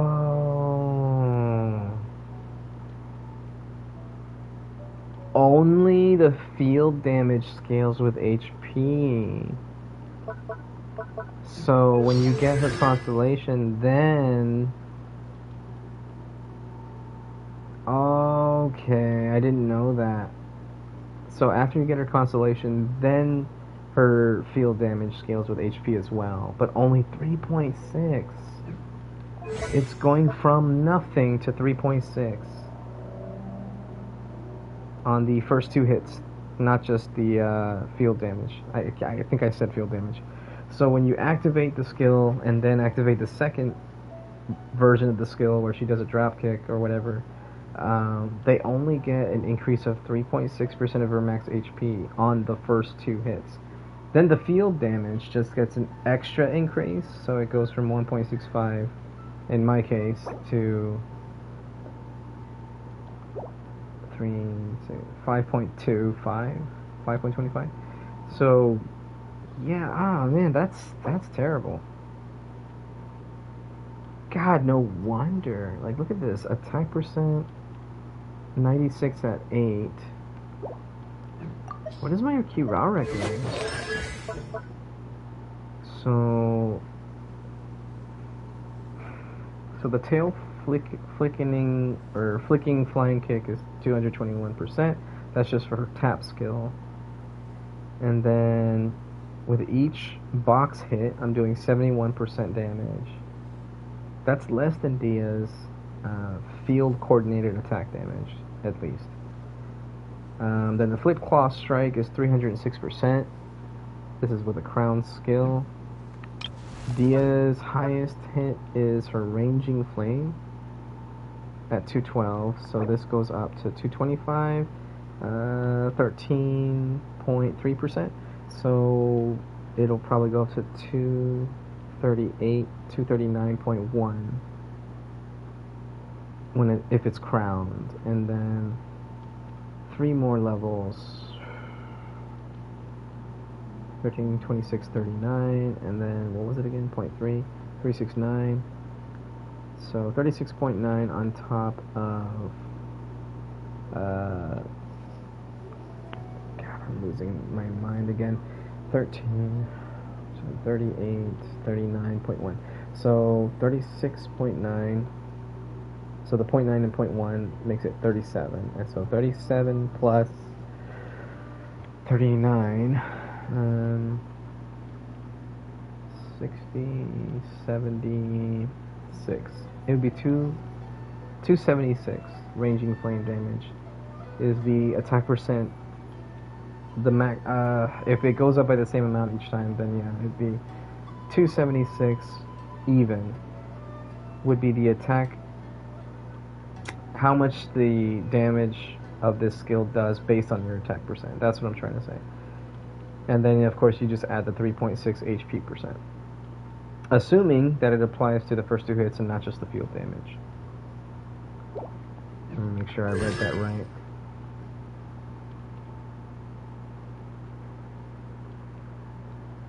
Molten Inferno. Molten Inferno. Yeah, it should be giving HP scaling on the first 2 hits as well. So...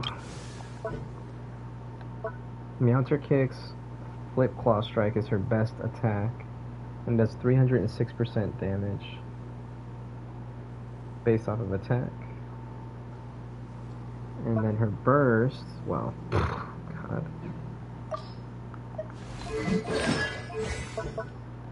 This is really sad. Okay, I need to count the hits. I'm doing a disservice by not counting the hits. Alright, there's some enemies over here that I gotta go kill anyway, so let's do it.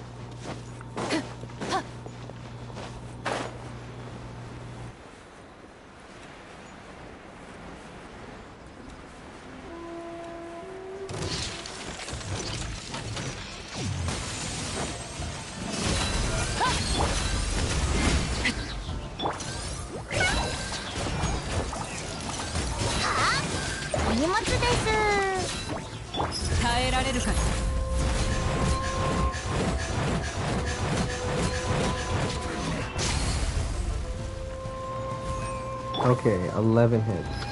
Yep.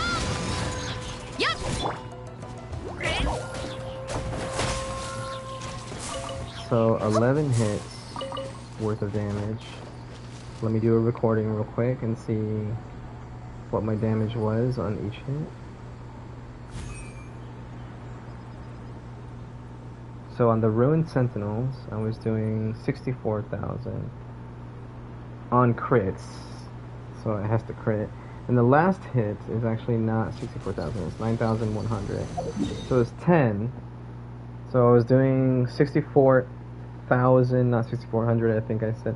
So 6,400 on each individual hit, 64,000 total across 10 hits. And then the 9,000 at the end, since it crit, that would bring it up to 73,000 damage overall versus my Kirara's. It depends on aggravates, but I think she was hitting 60. Let's go back to the clip real quick that I just recorded while those things float around and come back to me. So with no aggravate, I did 61,000 damage, and then the cardamom whatever things that were left behind killed this sentinel that I ignored. So with the cardamoms, when you add the cardamoms together, I don't remember how many there were, but she does more damage than my Dea with her burst. She is crowned, but that's still a 4-star unit. Like that's crazy to me. Just how bad her numbers were.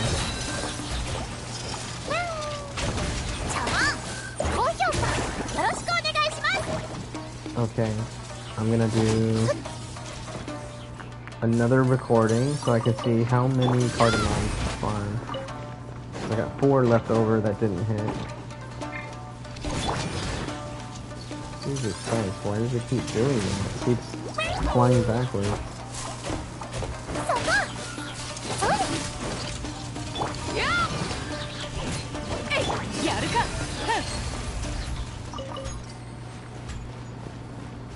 Okay, let's go review that recording real quick. I don't know if I'll be able to actually count them, but we'll try. So there were 4 lingering. Okay, this is where I burst. 1, 2, 3, 4, 5, 6, 7, 8. And then, let's see. There was 4 left that didn't hit. 1, 2, 3, 4, 5, 6, 7 that I can see on the screen right now. 1, 2, 3. 3 of them hit. So either there was 8. Oh no, there was either there were 7 or 8, but I just saw the one that was hiding behind. Okay, I can see them all right now. 1, 2, 3, 4, 5, 6, 7, 8. Yeah. So it was 8 grass cardamoms, and then one of them. Okay, they crit for 3,800 each when they crit. So 61k on the initial nuke damage with my Kirara. Yeah, 61k with 3,800 per cardamom, so that's 8 of those. Math time. Good old calculators. Alright. 38. I'm not going to do the 38, 31 or whatever. 38 times 8 plus 61,000. So my Kirara on her burst, if everything hits, especially on a big enough target, she hits for 91,400 rough estimate as a maximum. Whereas my Dia, I'm going to give her the benefit of the doubt and say 64.5. So 6450 times 10. And then plus, I'm going to say 9,000. I think it was like 91. So I'm going to say 9,100. So my Dia currently at a lower level burst. To be fair, her burst is lower level. So I still have to level it up 2 more times, right? So right now on her level 7 talent buff, whatever, burst, not buff, she's hitting 73,600 rough estimate.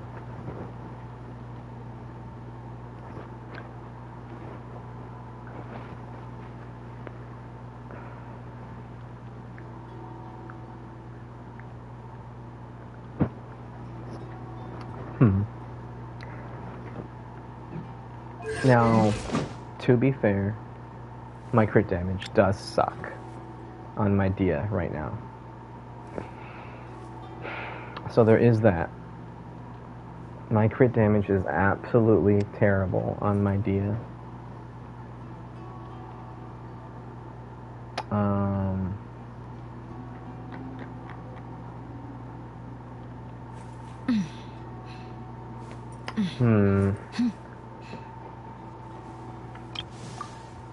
And my Kirara does have a lot of stuff tailored to her damage being better. So I guess that's not a fair comparison. I can't say, oh, my 4-star unit is doing more damage. That's unfair. Because if I wanted to go that route, I would just say, oh, my Beto does more damage with 1 skill hit, properly buffed with like Bennett, Kujosar, or whatever, than my Dia does with a full rotation of her burst.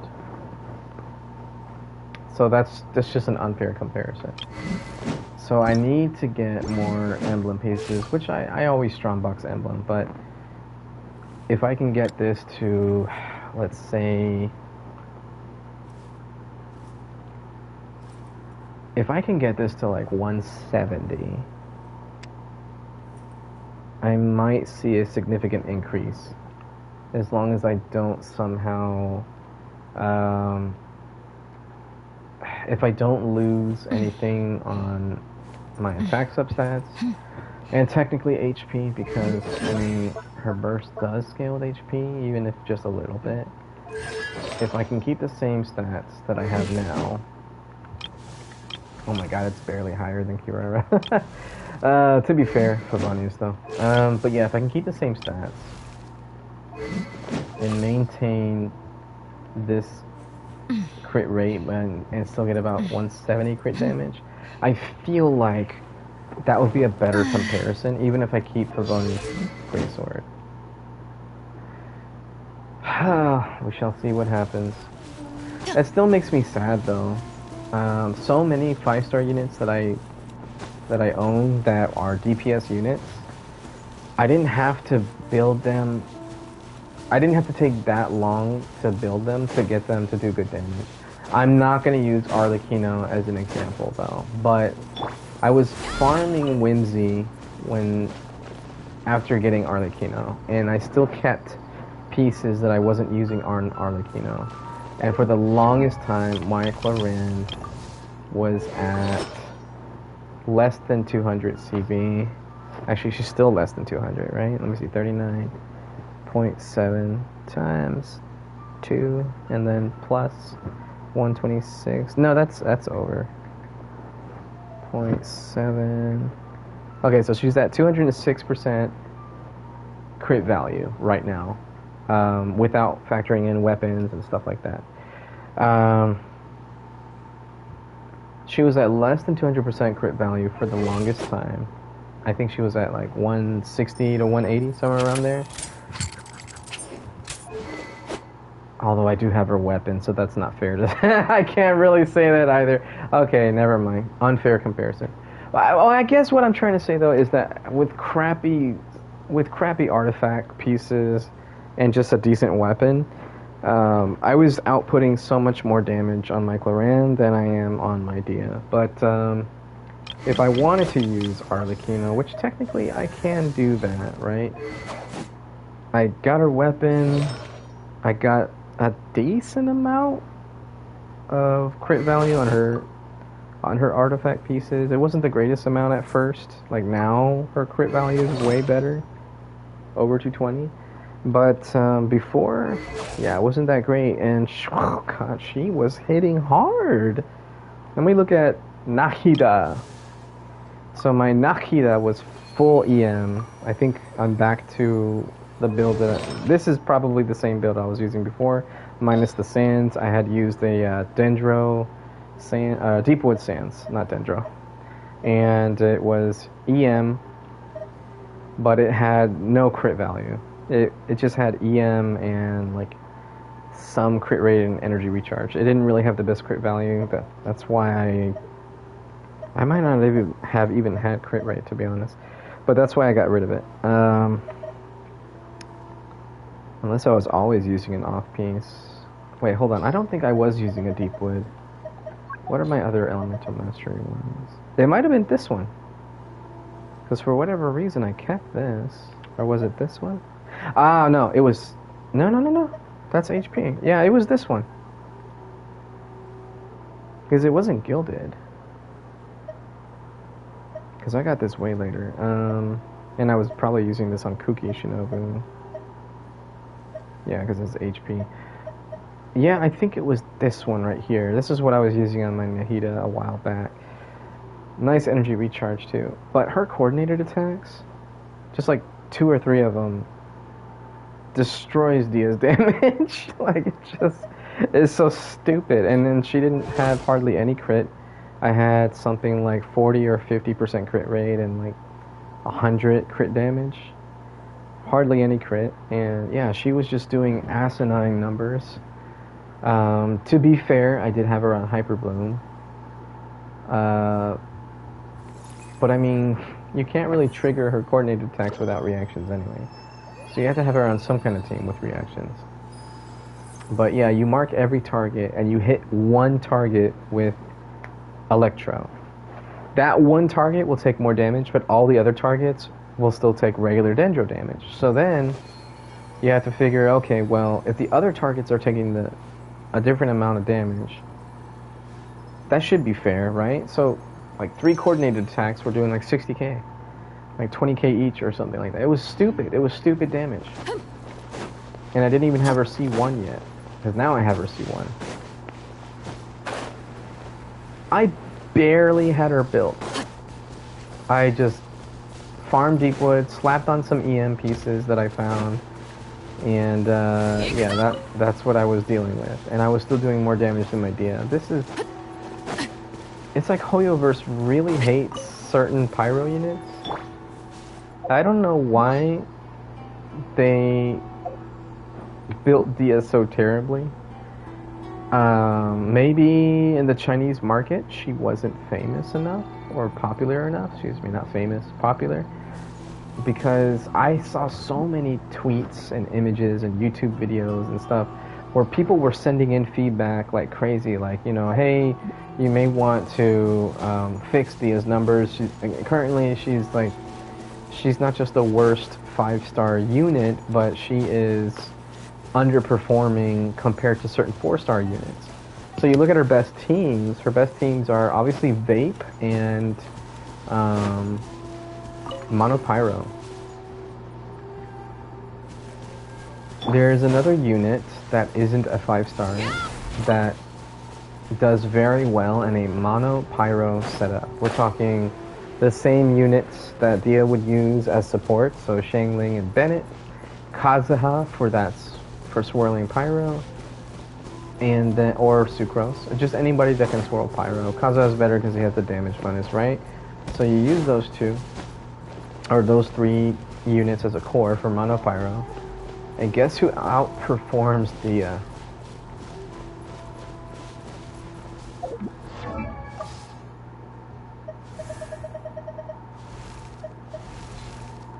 This lady. Which is arguably the worst 4-star in the game. And she outperforms Dia on the same type of team. C6 Bennett, to be fair. But, yeah. I was seeing videos where Xinyan was being used in the same types of teams as Dia and being compared in Spiral Abyss and stuff like that. And she was getting better clear times. Possibly because her, you know, she's a 4-star, so her burst goes off faster, her skill goes off faster, and then she just normal attacks with Bennett over and over again. Or even charge attacks. Because Bennett infuses, C6 Bennett anyway, infuses the attacks with Pyro. So she gets to attack faster, and maybe that's why she was outperforming Dia. I didn't pay attention to the numbers on the screen. I just noticed what they pointed out in the video, which was, or videos, this is more than one person, which was that she was clearing the abyss faster. And it wasn't like they had a terrible set on Dia, like a very bad artifact or something. They were actually putting on fairly useful artifacts from other units and like stealing them to give to Dia. No, I'm not gonna do... Oh, maybe I should have. Shoot, I should have let that guy in. But anyways, yeah, because this is resinless behavior. I'm not in cutscenes right now. But anyways, yeah, that it was so sad. I couldn't believe what I was seeing. I was...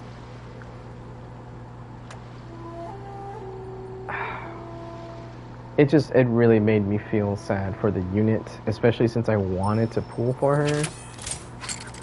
But when I saw those videos and I saw just how bad she was, especially, again, compared to one of the worst 4-stars in the game, still somehow outperforming her in the same exact team, I knew it would be a bad idea to pull for her, and that I would rather just get her from 50-50 loss. And I never lost my 50-50 to her.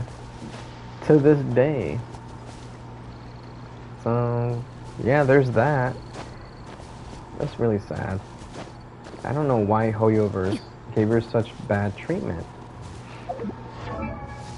And at least I can say that Yoimiya, while a lot of people say she's bad, she's definitely not bad. I mean, you give her the right attention to detail as any other 5-star unit that you would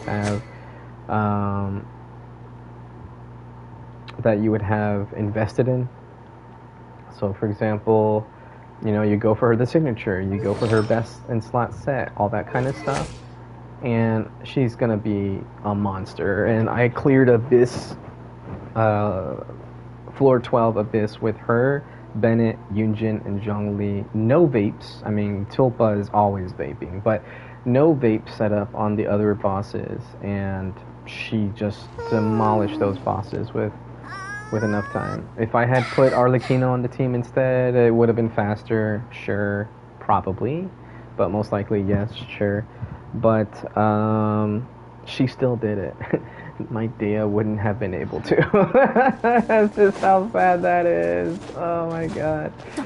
There's no way my Dea would have even compared. Even if I gave Dea like my Raiden artifacts or my Yelan artifacts for Emblem of Severed Fate, she just wouldn't have been able to do it. Hell, I could have even given her Xiangling's artifacts. I'm using Xiangling's goblet currently. You know, with that said, I might not finish this bounty thing. I'm very curious about something now that I've talked about it. I want to see how my Arlecchino would do on the second half with the same team as my Yoimiya. And for the first half, I'm just gonna Hyper Bloom it up. Let's see. Let me make sure. Yeah, Hyper Bloom should work just fine. So we'll just go with the standard tried and true Hyper Bloom team. First half. And then second half, we will use the exact same units as what I had with my Yoimiya, but instead with Arlecchino. Oh wait, no, I had to go... The way I had it set up was actually Zhongli into Yunjin, and then into Bennett. Let's go. The difference is Arlecchino may go outside of Bennett's circle. Oh, different cards. I guess we go with this one. Screw it. 手をつなぎましょう。私のお家にいら。役場れ股間奥義雨描きがたしこの件はわかるか。終わりで撤収かかれ。やっやっはい出発よ。覚えたわよ。と、さ、よ。しっかり立ってな。はい。ちっ。あっ。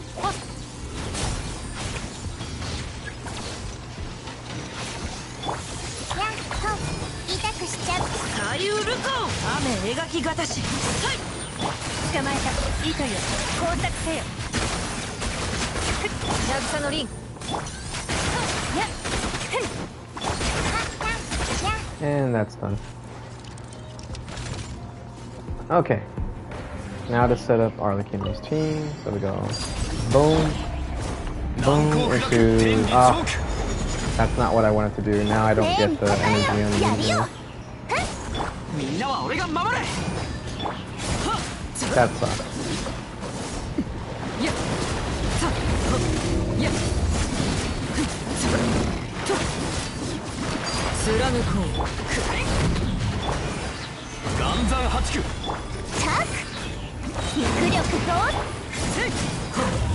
Alright, is he gonna move? No? Okay.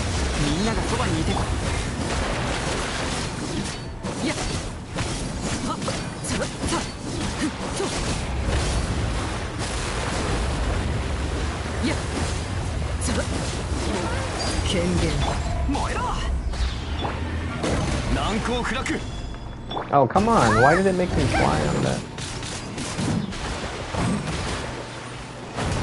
Okay.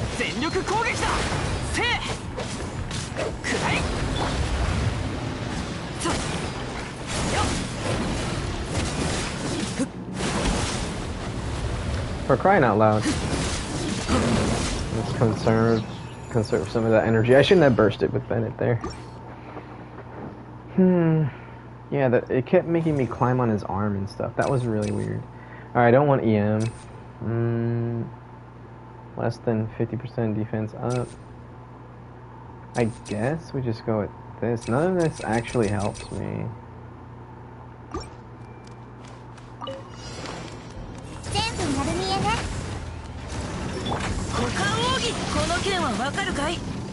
I hate this game sometimes. Like, why are you gonna give me the stupid charge attack on one and not both? I just realized the EM does help me. Alright. There it goes again. Come on, man. What is it that's causing that? For fuck's sake. This is ridiculous. Nope. I can't even... This... I can't believe how stupid this enemy is, man, I swear. Yay! Now they're doing it. Now I can do this. Fucking stupid enemy, man.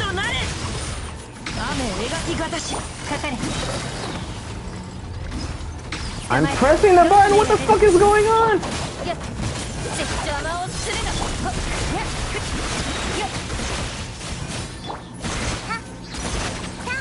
I don't know what just happened.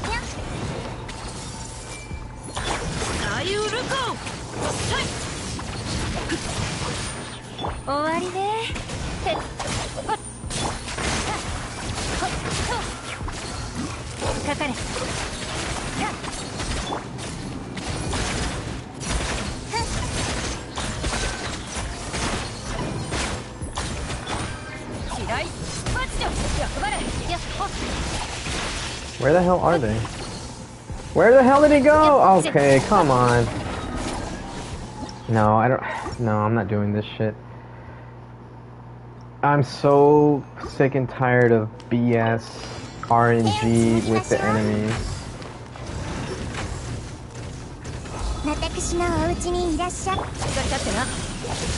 Yeah, fuck off. There we go. Like, what the hell was that earlier? Okay, I'm just gonna let them come to me again.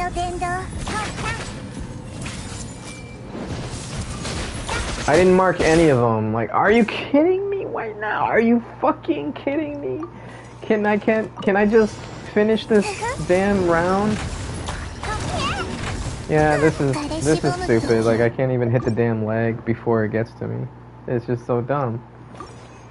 I just want to finish this quickly. And there it goes again. Nope, can't hit it. Just can't hit it. I tried dodging forward and... Can I please stop having you do that stupid fucking move? Please.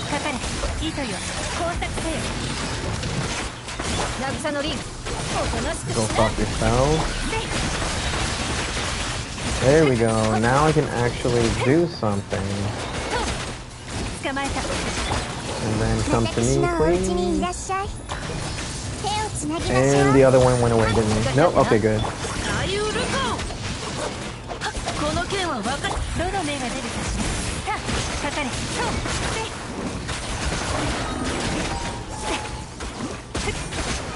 Just die. Just fucking die.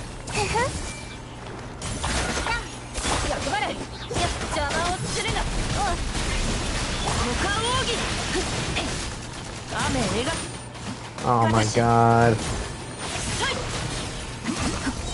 I forgot how stupid these guys are too.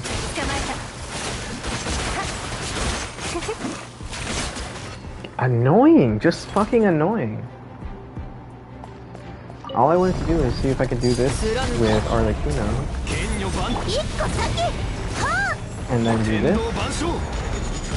And then this. There we go.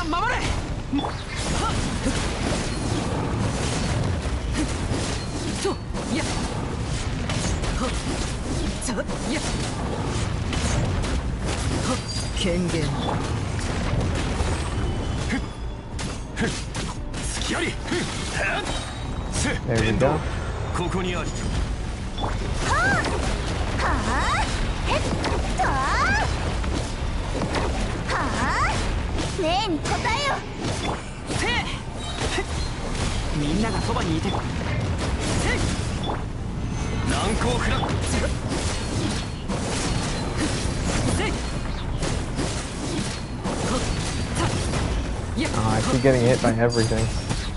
Alright.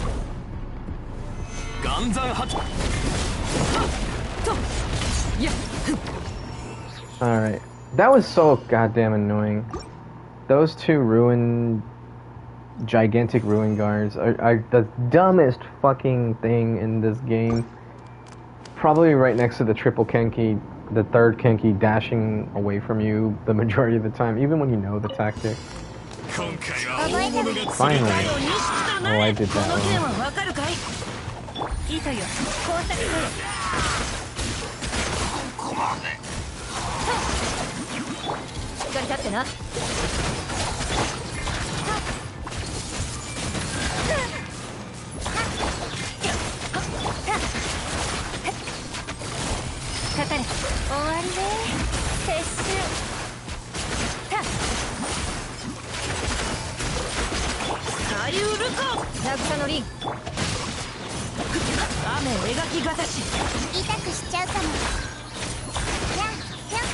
Oh, I didn't even burst into the whole thing.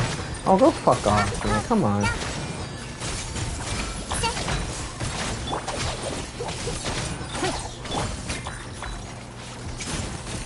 Okay, now I can do it. Give me my skill, there we go.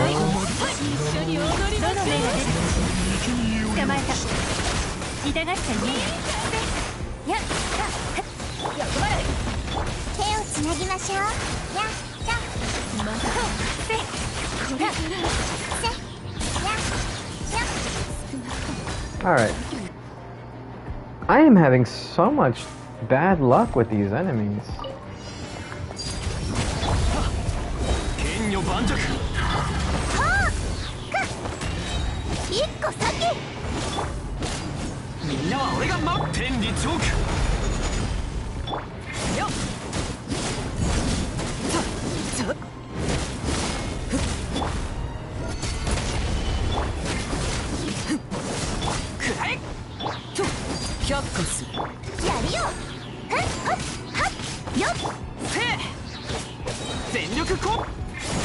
I probably shouldn't have done that the way I did.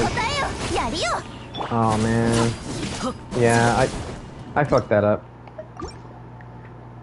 I think I could still beat him easily, but I'm really fucking up today with these rotations. Like, what the hell is wrong with me?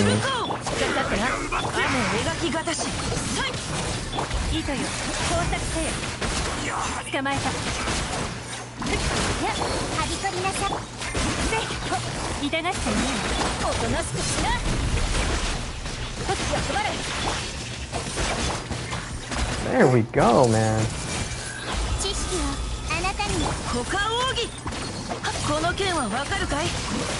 That's not what I wanted to do. I wanted to switch to Kuki and it didn't let me.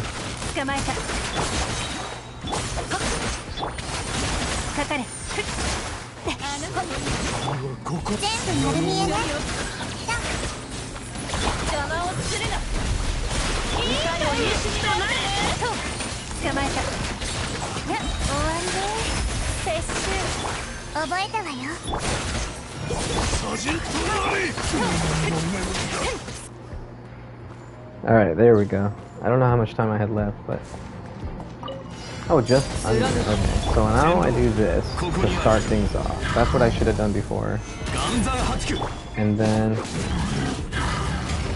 Oh, I don't think I did that right. Forgot to hold the burst again. And now I'm using the wrong unit to normal attack there. What is wrong with me?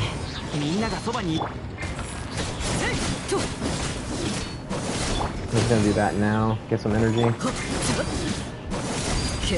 Yeah, I fucked up again, man. Alright, I'm gonna hold the burst this time. Absorb my little thing. And now, Zhongli into this. No? Oh, I don't have a shield up yet. There we go. Now I just do this over and over again until I use some of that, and then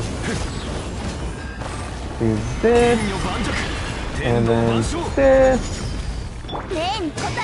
There we go.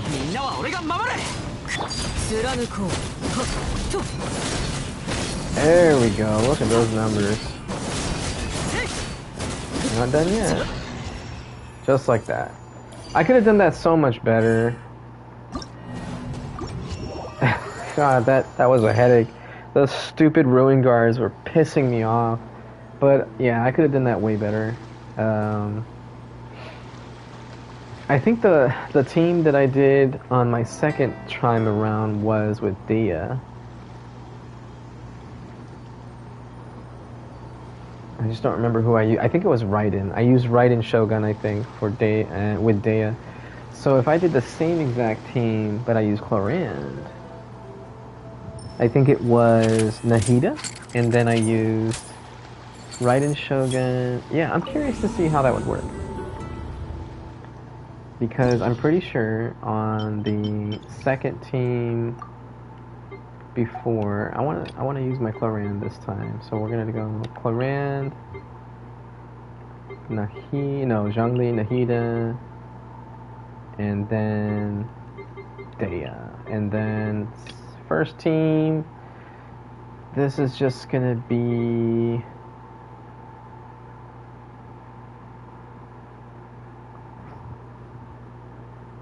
I want to use someone different. I could do Freeze. Yeah, I could do Freeze team. Why didn't I think of that before? Oh, wait. I'm always using Shinha. Let me try... Still that team, same people... Wait, no. Yeah, Charlotte is going to be on the team. So we go... No. It's going to be this, into Charlotte. Nah, that's not Charlotte. There we go. Let's see how this works. Although I could use Eula. I haven't used her in ages. Nah. We're going to use this team. Okay, so... Let's see how this performs. Attack actually is great here.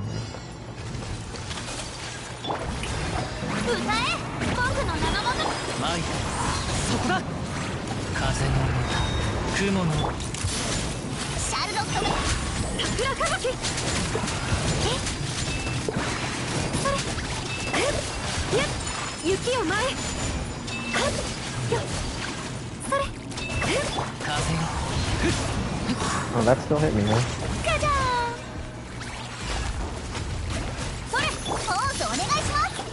Not as fast as I thought this would be.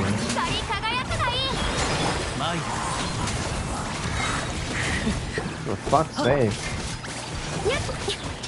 Oh, I'm doing terrible. I thought I charged attack here. What the hell?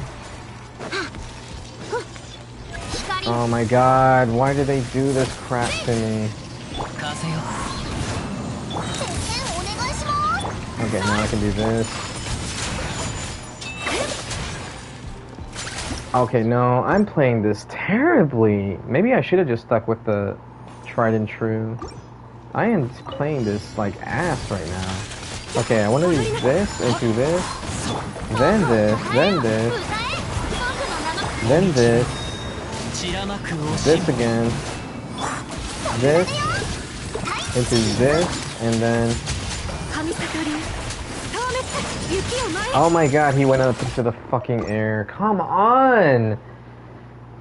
That was like the perfect setup. Into this. Into Kazuha burst. Into this first. Into this. Into this. Oh, I should have done the burst first.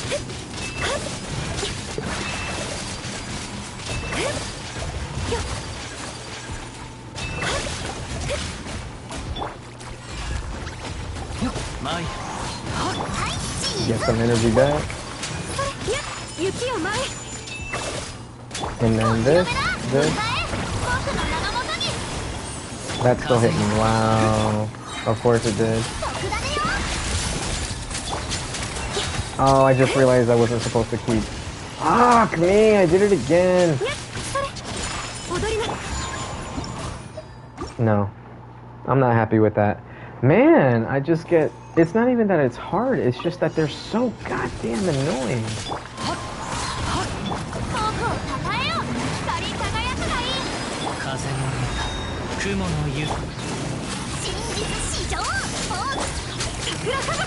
It's there, now it's still...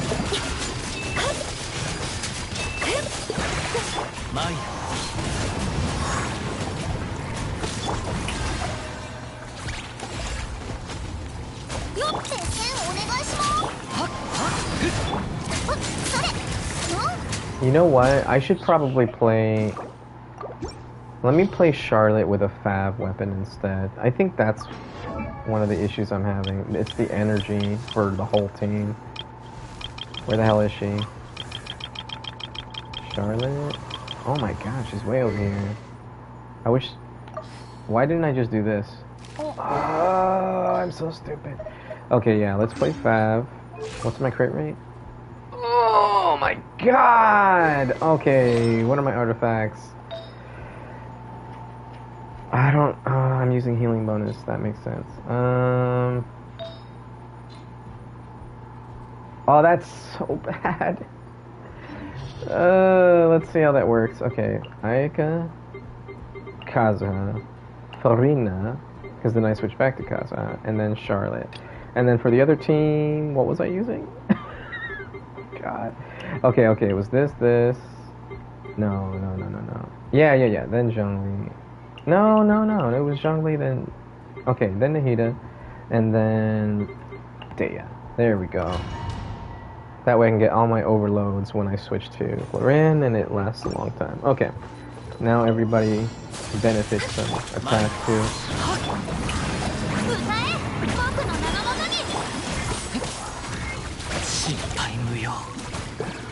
I pressed the button twice and nothing happened. What is going on? All of these attacks are going off. I switched to Kazuha. Burst! I pressed it! I swear to God, I pressed it right after I switched.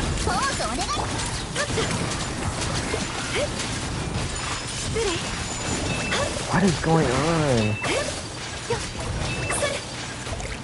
Okay, that dodged perfectly. Suddenly.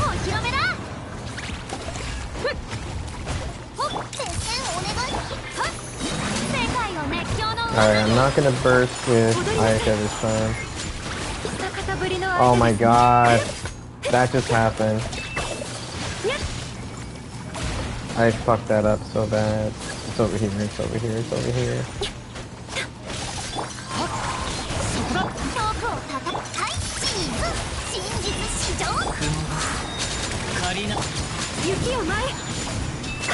Oh, I didn't have Farina's burst, did I? Shit. Okay. Yeah, I misplayed that again.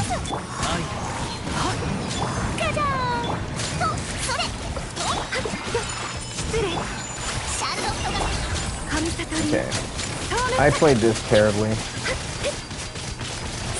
Why am I not charge attacking now? What the hell is going on with this game?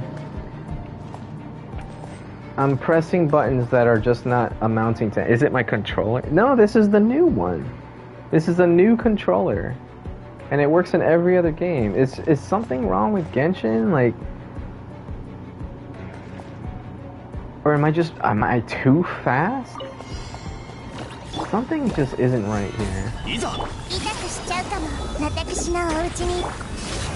Let's do this to start off.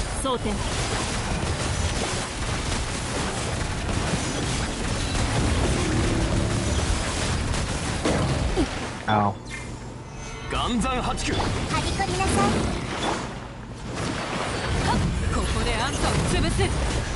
Wow. I didn't have her skill uptime ready.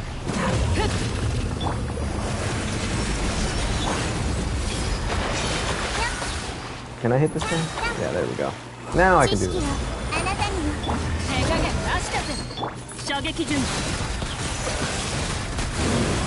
I don't think I'm going to be able to do this in time. Yeah, that first team setup sucked. I should probably just use Shen now.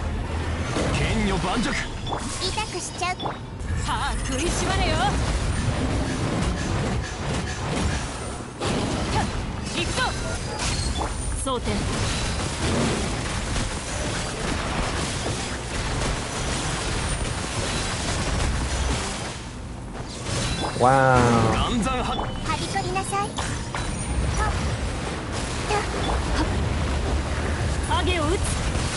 Okay, goodbye. I did not like that. No. I should have used Shenhe. I don't know why I was trying Charlotte. As a matter of fact, I'm just gonna... Yeah. That didn't feel good at all, and I don't know what was going on with my button presses, but they just refused to go off.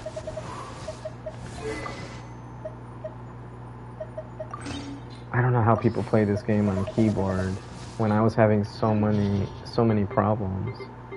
Alright, this. Oh, for fuck's sake, what just happened? What just happened? This, and this. There we go. I wish I could just press up and down on my controller instead of having to use my analog stick. Okay, so... Let's see if the same team I used for Raiden works. I'll put Zhongli in the third slot this time. And then, yeah, let's see. Okay, let's try this again. So, this, and do this.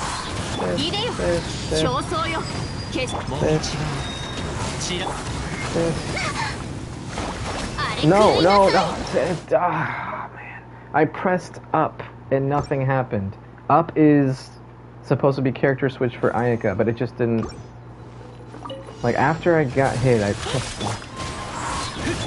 Ah, this is driving me insane. Why did that take so long? Okay, this again. And then switch here, get the healing, this. Why am I'm not even hitting him! Wow! Thanks, game.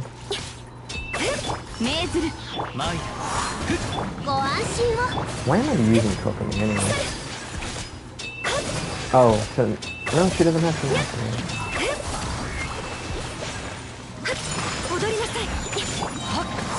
Yeah, I shouldn't be using Kokomi for the early parts, now that I think about it. Where is he? Okay. There, now I can do this. Let's go in the middle here.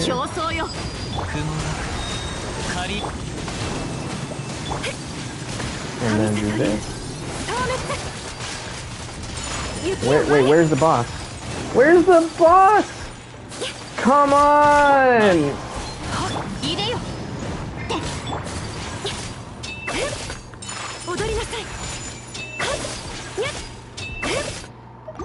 No.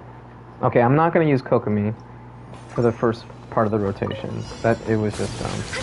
I don't know why I was doing that. It's just what I normally do when I do a freeze thing, but this is an unfreezable opponent right now.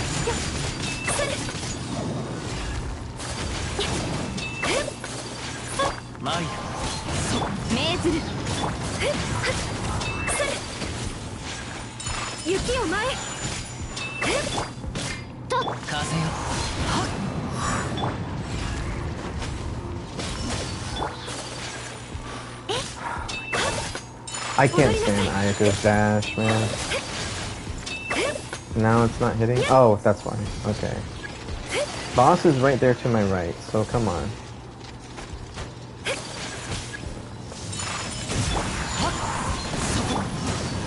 Alright, set it up in the middle. Do it like this. Now we go Kokomi, and then there we go. Probably should have gotten behind the enemy now that I think about it. I'm missing all the hits with the boss. That's unfortunate.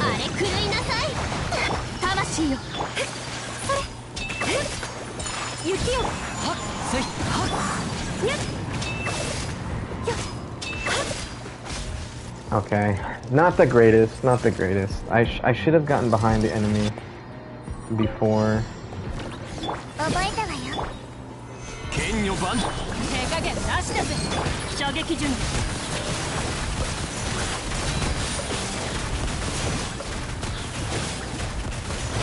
Okay, I'm just gonna do that now.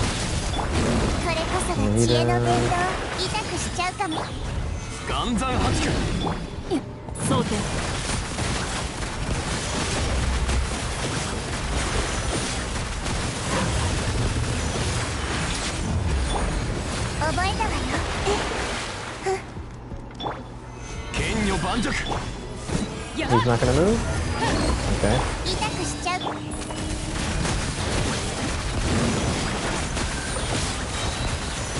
I wish this could also make you dodge, not just move, but... oh, that's right.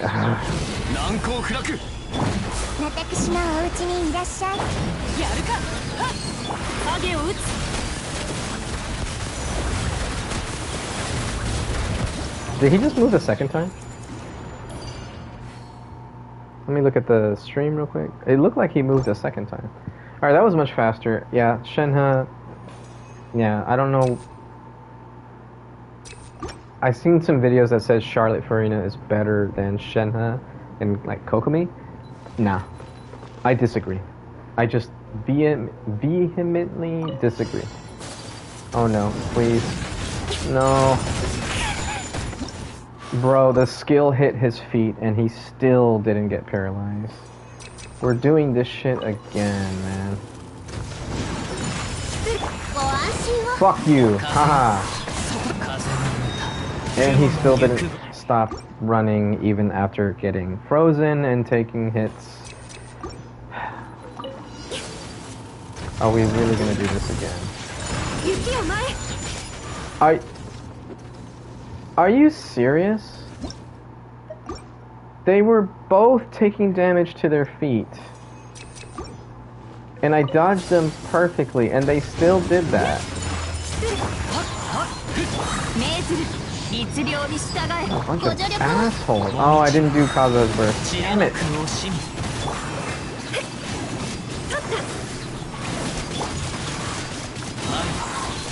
Okay, Kokomi. There we go.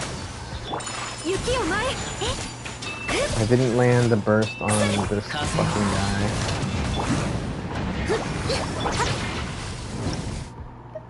Oh my god. Okay, I guess I'm just gonna stand back and wait for both to charge me.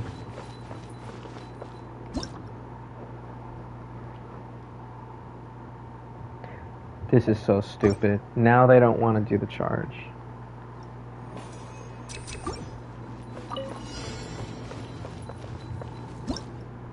Is this the tech?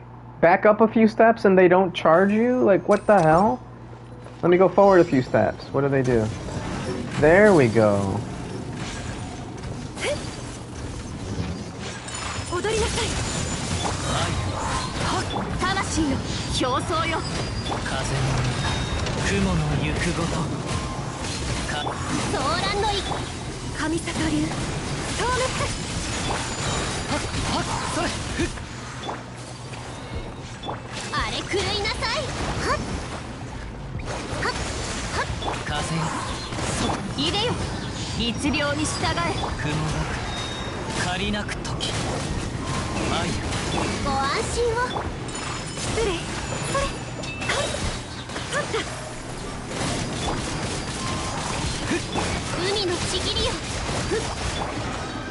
Oh, I didn't hit anybody with that.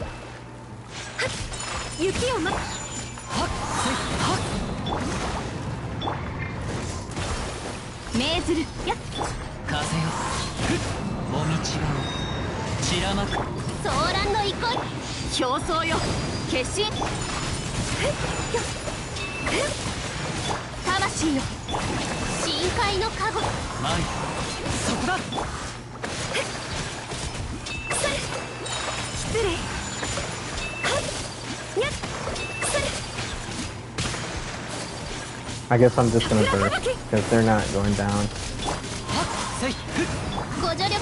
Oh, this sucked. Oh, those were the last two, too. Yeah, that sucked. That was a terrible round, I think.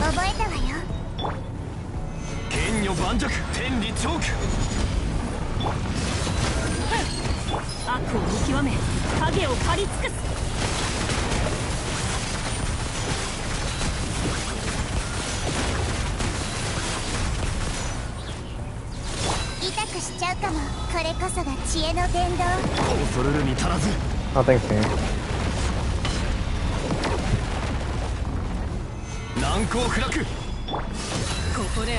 Oh, that's not what I meant to do.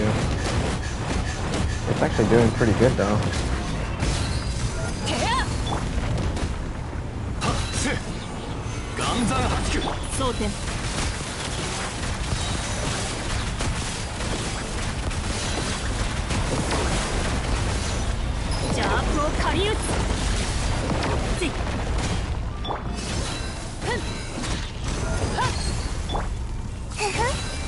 That's not what I meant to do, but that worked out.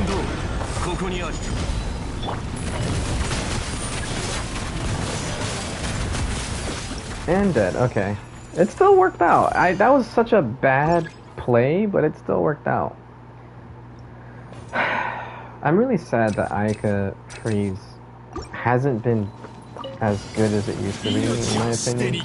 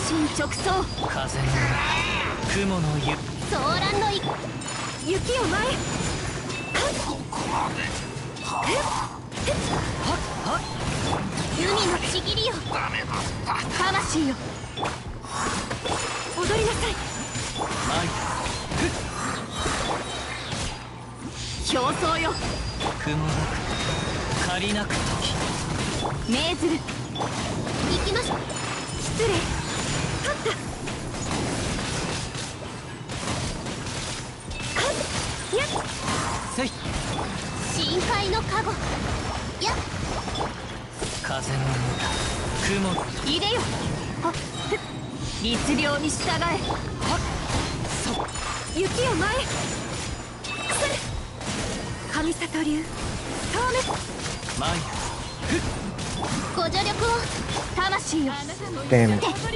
That's not good. I can't.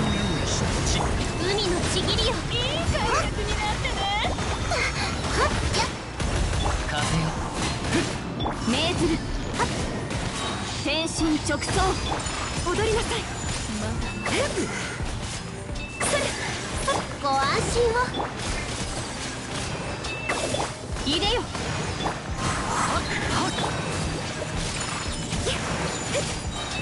Yeah. What the hell? Die already. Yeah, I didn't do so well on that one. I don't think I'm gonna be able to beat this next one. 覚えたわよ。行くぞ。てや。耐えられるか。 Let's do this.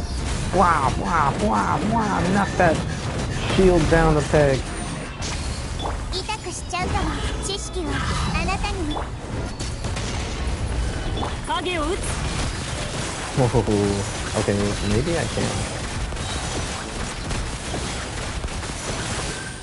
潔白を証明 Can す I る。 get it in time? Yeah. やるか。天理チョーク難攻不落ここ Let's で do あ it. と潰す。 Destroy that shield, Death. Destroy that shield. You go, girl. 射撃準備。 Get some overloads going.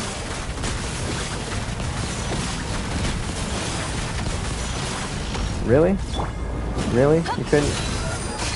はびこりなさい。 I'm just こ gonna れ do こ this そが then. 知恵の伝道。剣女盤石影を打つ。悪を見極め。影を狩り尽くす。 Aw, I didn't get the big finish. Okay, so what have we learned here? Ayaka Free still sucks.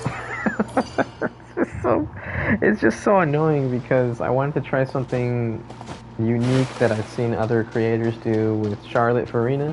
Wait a minute. What did I just get? No, I forgot about that. It gives me credit for killing bosses. I wanted to do that naturally in the overworld. I forgot about that. Shit. That's not the end of the world. That's just kind of annoying. Alright, what have we learned? So Ayaka Freeze still has a lot of issues. There's so many ungroupable enemies. For example, the big mechs. Not the ones that walk around, but those big driller mechs or whatever. They can't be grouped with Kazuha. And you have to know their tactics. You have to know how they will roll towards you and stuff. And I don't know that. I don't know how that works. And then the enemy attacks can inadvertently like make them dodge and shit. And that can be really annoying too. I'm just gonna keep doing this until their shield burns. どうぞお受け取りください。 Did I just... Wait, how did he die? The nuke didn't hit him. What hit him? Because I didn't see a damage number from the nuke. Well, that was weird. Okay. What was I saying? Oh yeah, with enemies, the way they attack, their attack patterns aside, it can be kind of difficult to navigate grouping and proper enemy placement and all that stuff. Especially those stupid ruin guards, the big ones. I couldn't get them to group up perfectly until after retrying over and over and over, and that... It's not really a challenge of difficulty, it's just that, yeah, there is a time limit in Spiral Abyss, right? So you're trying to kill them under a certain amount of time, and when they don't group properly, it's just like, it's just frustrating. It's not even that they're difficult inherently, it's they're annoying. And that's not really gonna give players anxiety like they thought that they would or whatever. Oh my god. Can we not with this bullshit right now? I can't believe I just screwed that up so bad. I can't even climb a cliff correctly. Aw, I want that ore, but I also want to get up this cliff more. Hey, that kind of rhymes. Well, I'm just gonna... Hey, my shield just disappeared instantly. Why was that?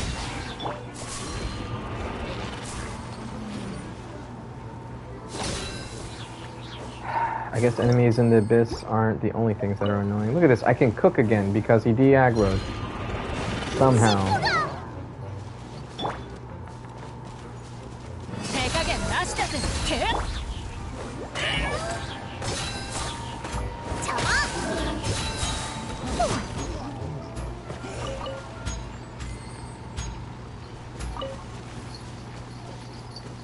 So I just learned something new about Kirara.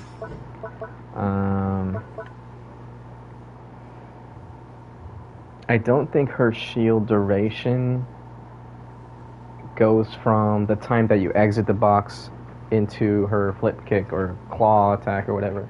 I think her shield duration starts as soon as you use her skill. I didn't know that before today.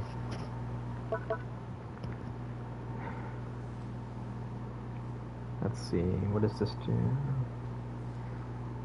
Grant her a stack of reinforced packaging, yeah, and trigger once for max 3 stacks, yeah. When the original exposure state ends, each stack of reinforcement will create 1 shield. The shields that are created this way will have damage absorption, transfer. If there is already particular shield, say transfer. Okay, its damage absorption will stack. The shield and its duration will reset. Okay, so that's why I never noticed it before, because wow, it's all the way at the end of this paragraph. So if you do create the shield and then you're hitting a target which creates the reinforced packaging, then the shield duration will reset. And that's when I didn't notice before.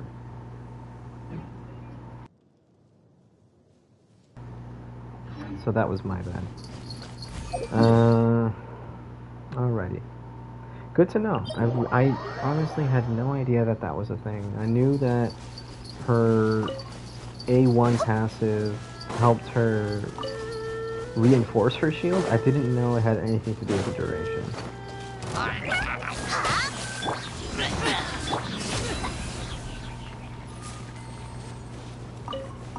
Maybe I went a little too hard then. Yeah! How long will this last? Nope. Okay, so resetting her field down doesn't reset the duration or give her a longer duration. It's always the same. Nope, you just need C2. That's the only way. Oh god, I forgot about this annoying bounty. They're way down here.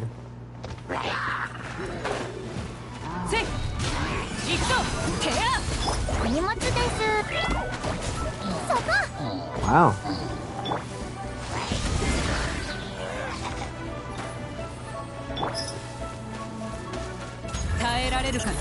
You don't want this.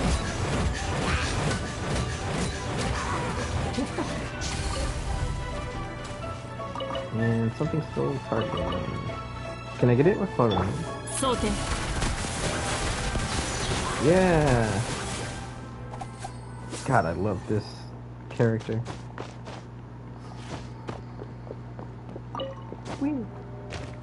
Alright, you know, sometimes this is the first one it gives me. I'm surprised it wasn't this time around.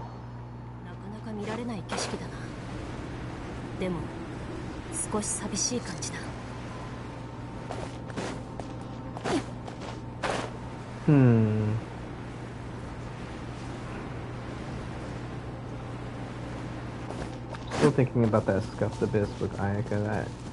That felt so disgusting. Do you have to do that? Do you have to run all the way out of the field?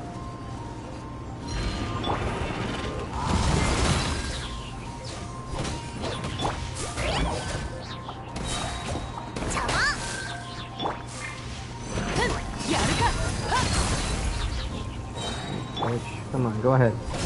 Hit me again. Oh, bastard. Okay, just wasting my... Why didn't I just use Chlorine? What am I doing? I keep doing these bounties, and I keep wasting time by not using Chlorine. What is wrong with me? Blizzard! Okay, got it.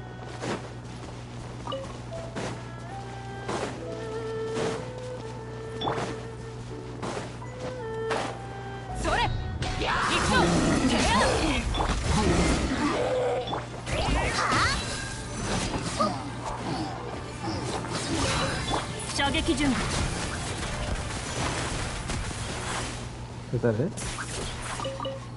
Okay.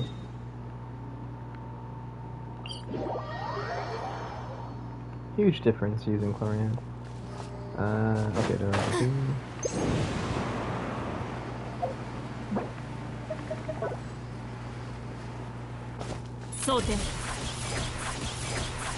So I had a viewer join earlier, and I didn't see who it was. So I'm gonna check something to see if I can find out. Is this gonna open a new tab? No. Okay, so I have to open a new tab to open my settings.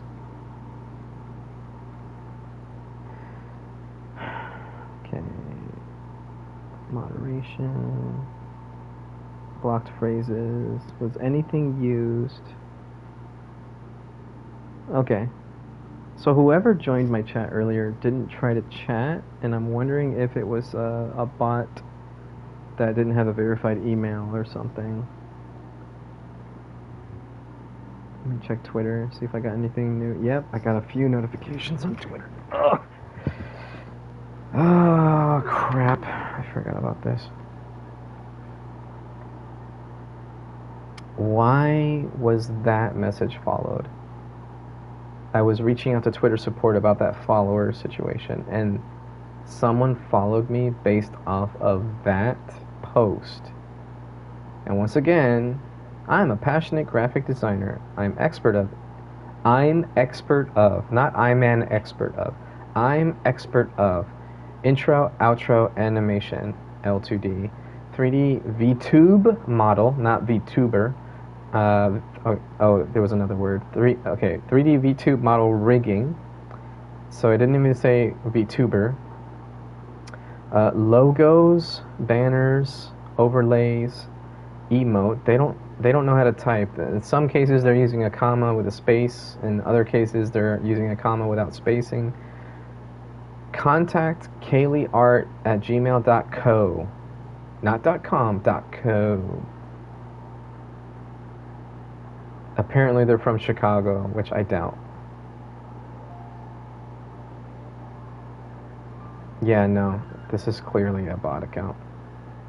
It's like they set up these profiles, and then they don't even go back and fix it up and go, oh, there was some misspellings here, let's fix that up. Because they don't fucking speak English a majority of the time. That's nothing against people that don't speak English. It's just that they type in English, and then they get it wrong, and then they don't go back and double check what they got wrong. Yeah. Let's see what this one was. Yeah, so this one doesn't have graphic artists in the profile, but then their posts are that they do 3D avatar rigging and stuff like that. Or whatever the case. Why is it always the same stuff with like furry avatars? They reposted something that Zentreya posted. But then, I'm pretty sure I'm following Zentreya. Let me see. Yeah, I'm following Zentreya. They reposted something Zentreya posted, but this person is not following anyone that I'm following. So yeah, this is another situation where they're stealing VTuber models or art or whatever, and then revamping with AI. They're just following other VTuber models, reposting their stuff, so that way they have a basis to go off of when they do their own quote-unquote creations. That's the commonality here.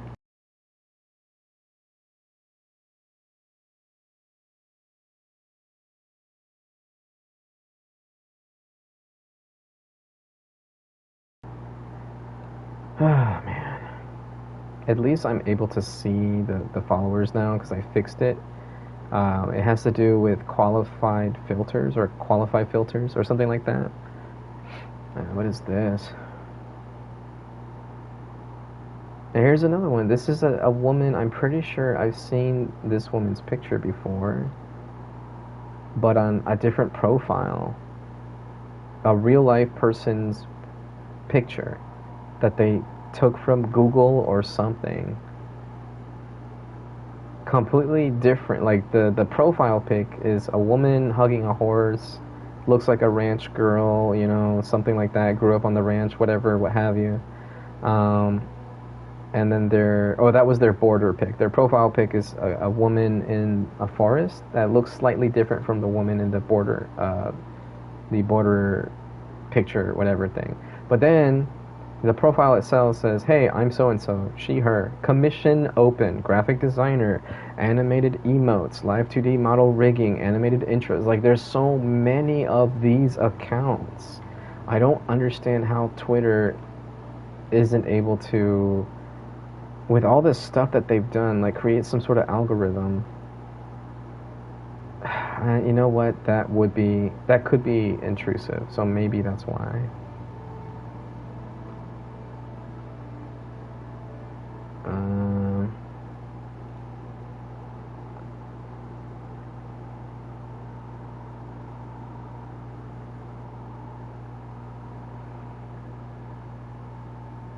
This person put a like on my post. They don't seem like they're harming anybody. Let me just check the translation on this.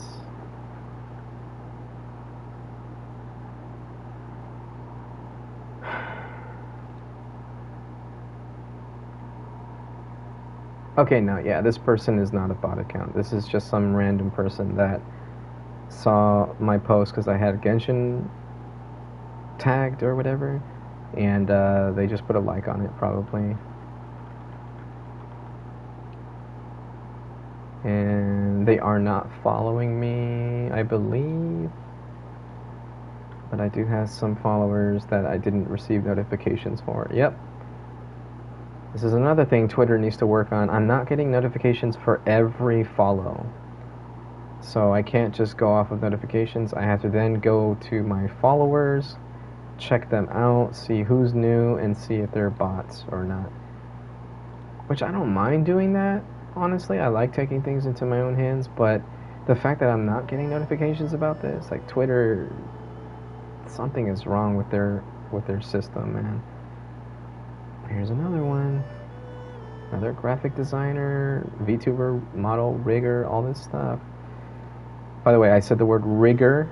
Just want to make that clear. I said rigger with an R. Rigger at the... Oh god, that still sounded bad. With an R at the beginning. Rigger. VTuber, model, rigger. Oh, this guy posted the... I haven't seen this person's post in a long time. Okay, now I'm on Twitter while I'm streaming. Jesus Christ. Okay. That's kind of bad.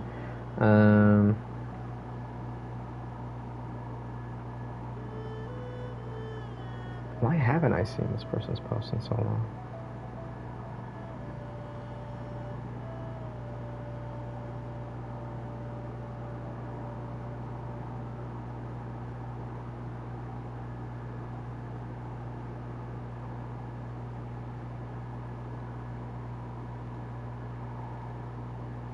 Yeah, something is just wrong with Twitter.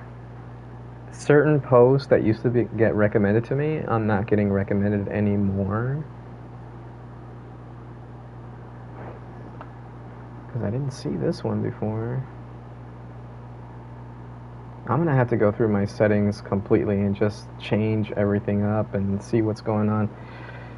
Okay. Well, this just became the most boring stream I've ever done in my life. Because I can't show what I was doing on my computer when I'm on my PS5. This is why I usually mute my stream and do stuff while I'm muted and standing still or whatever.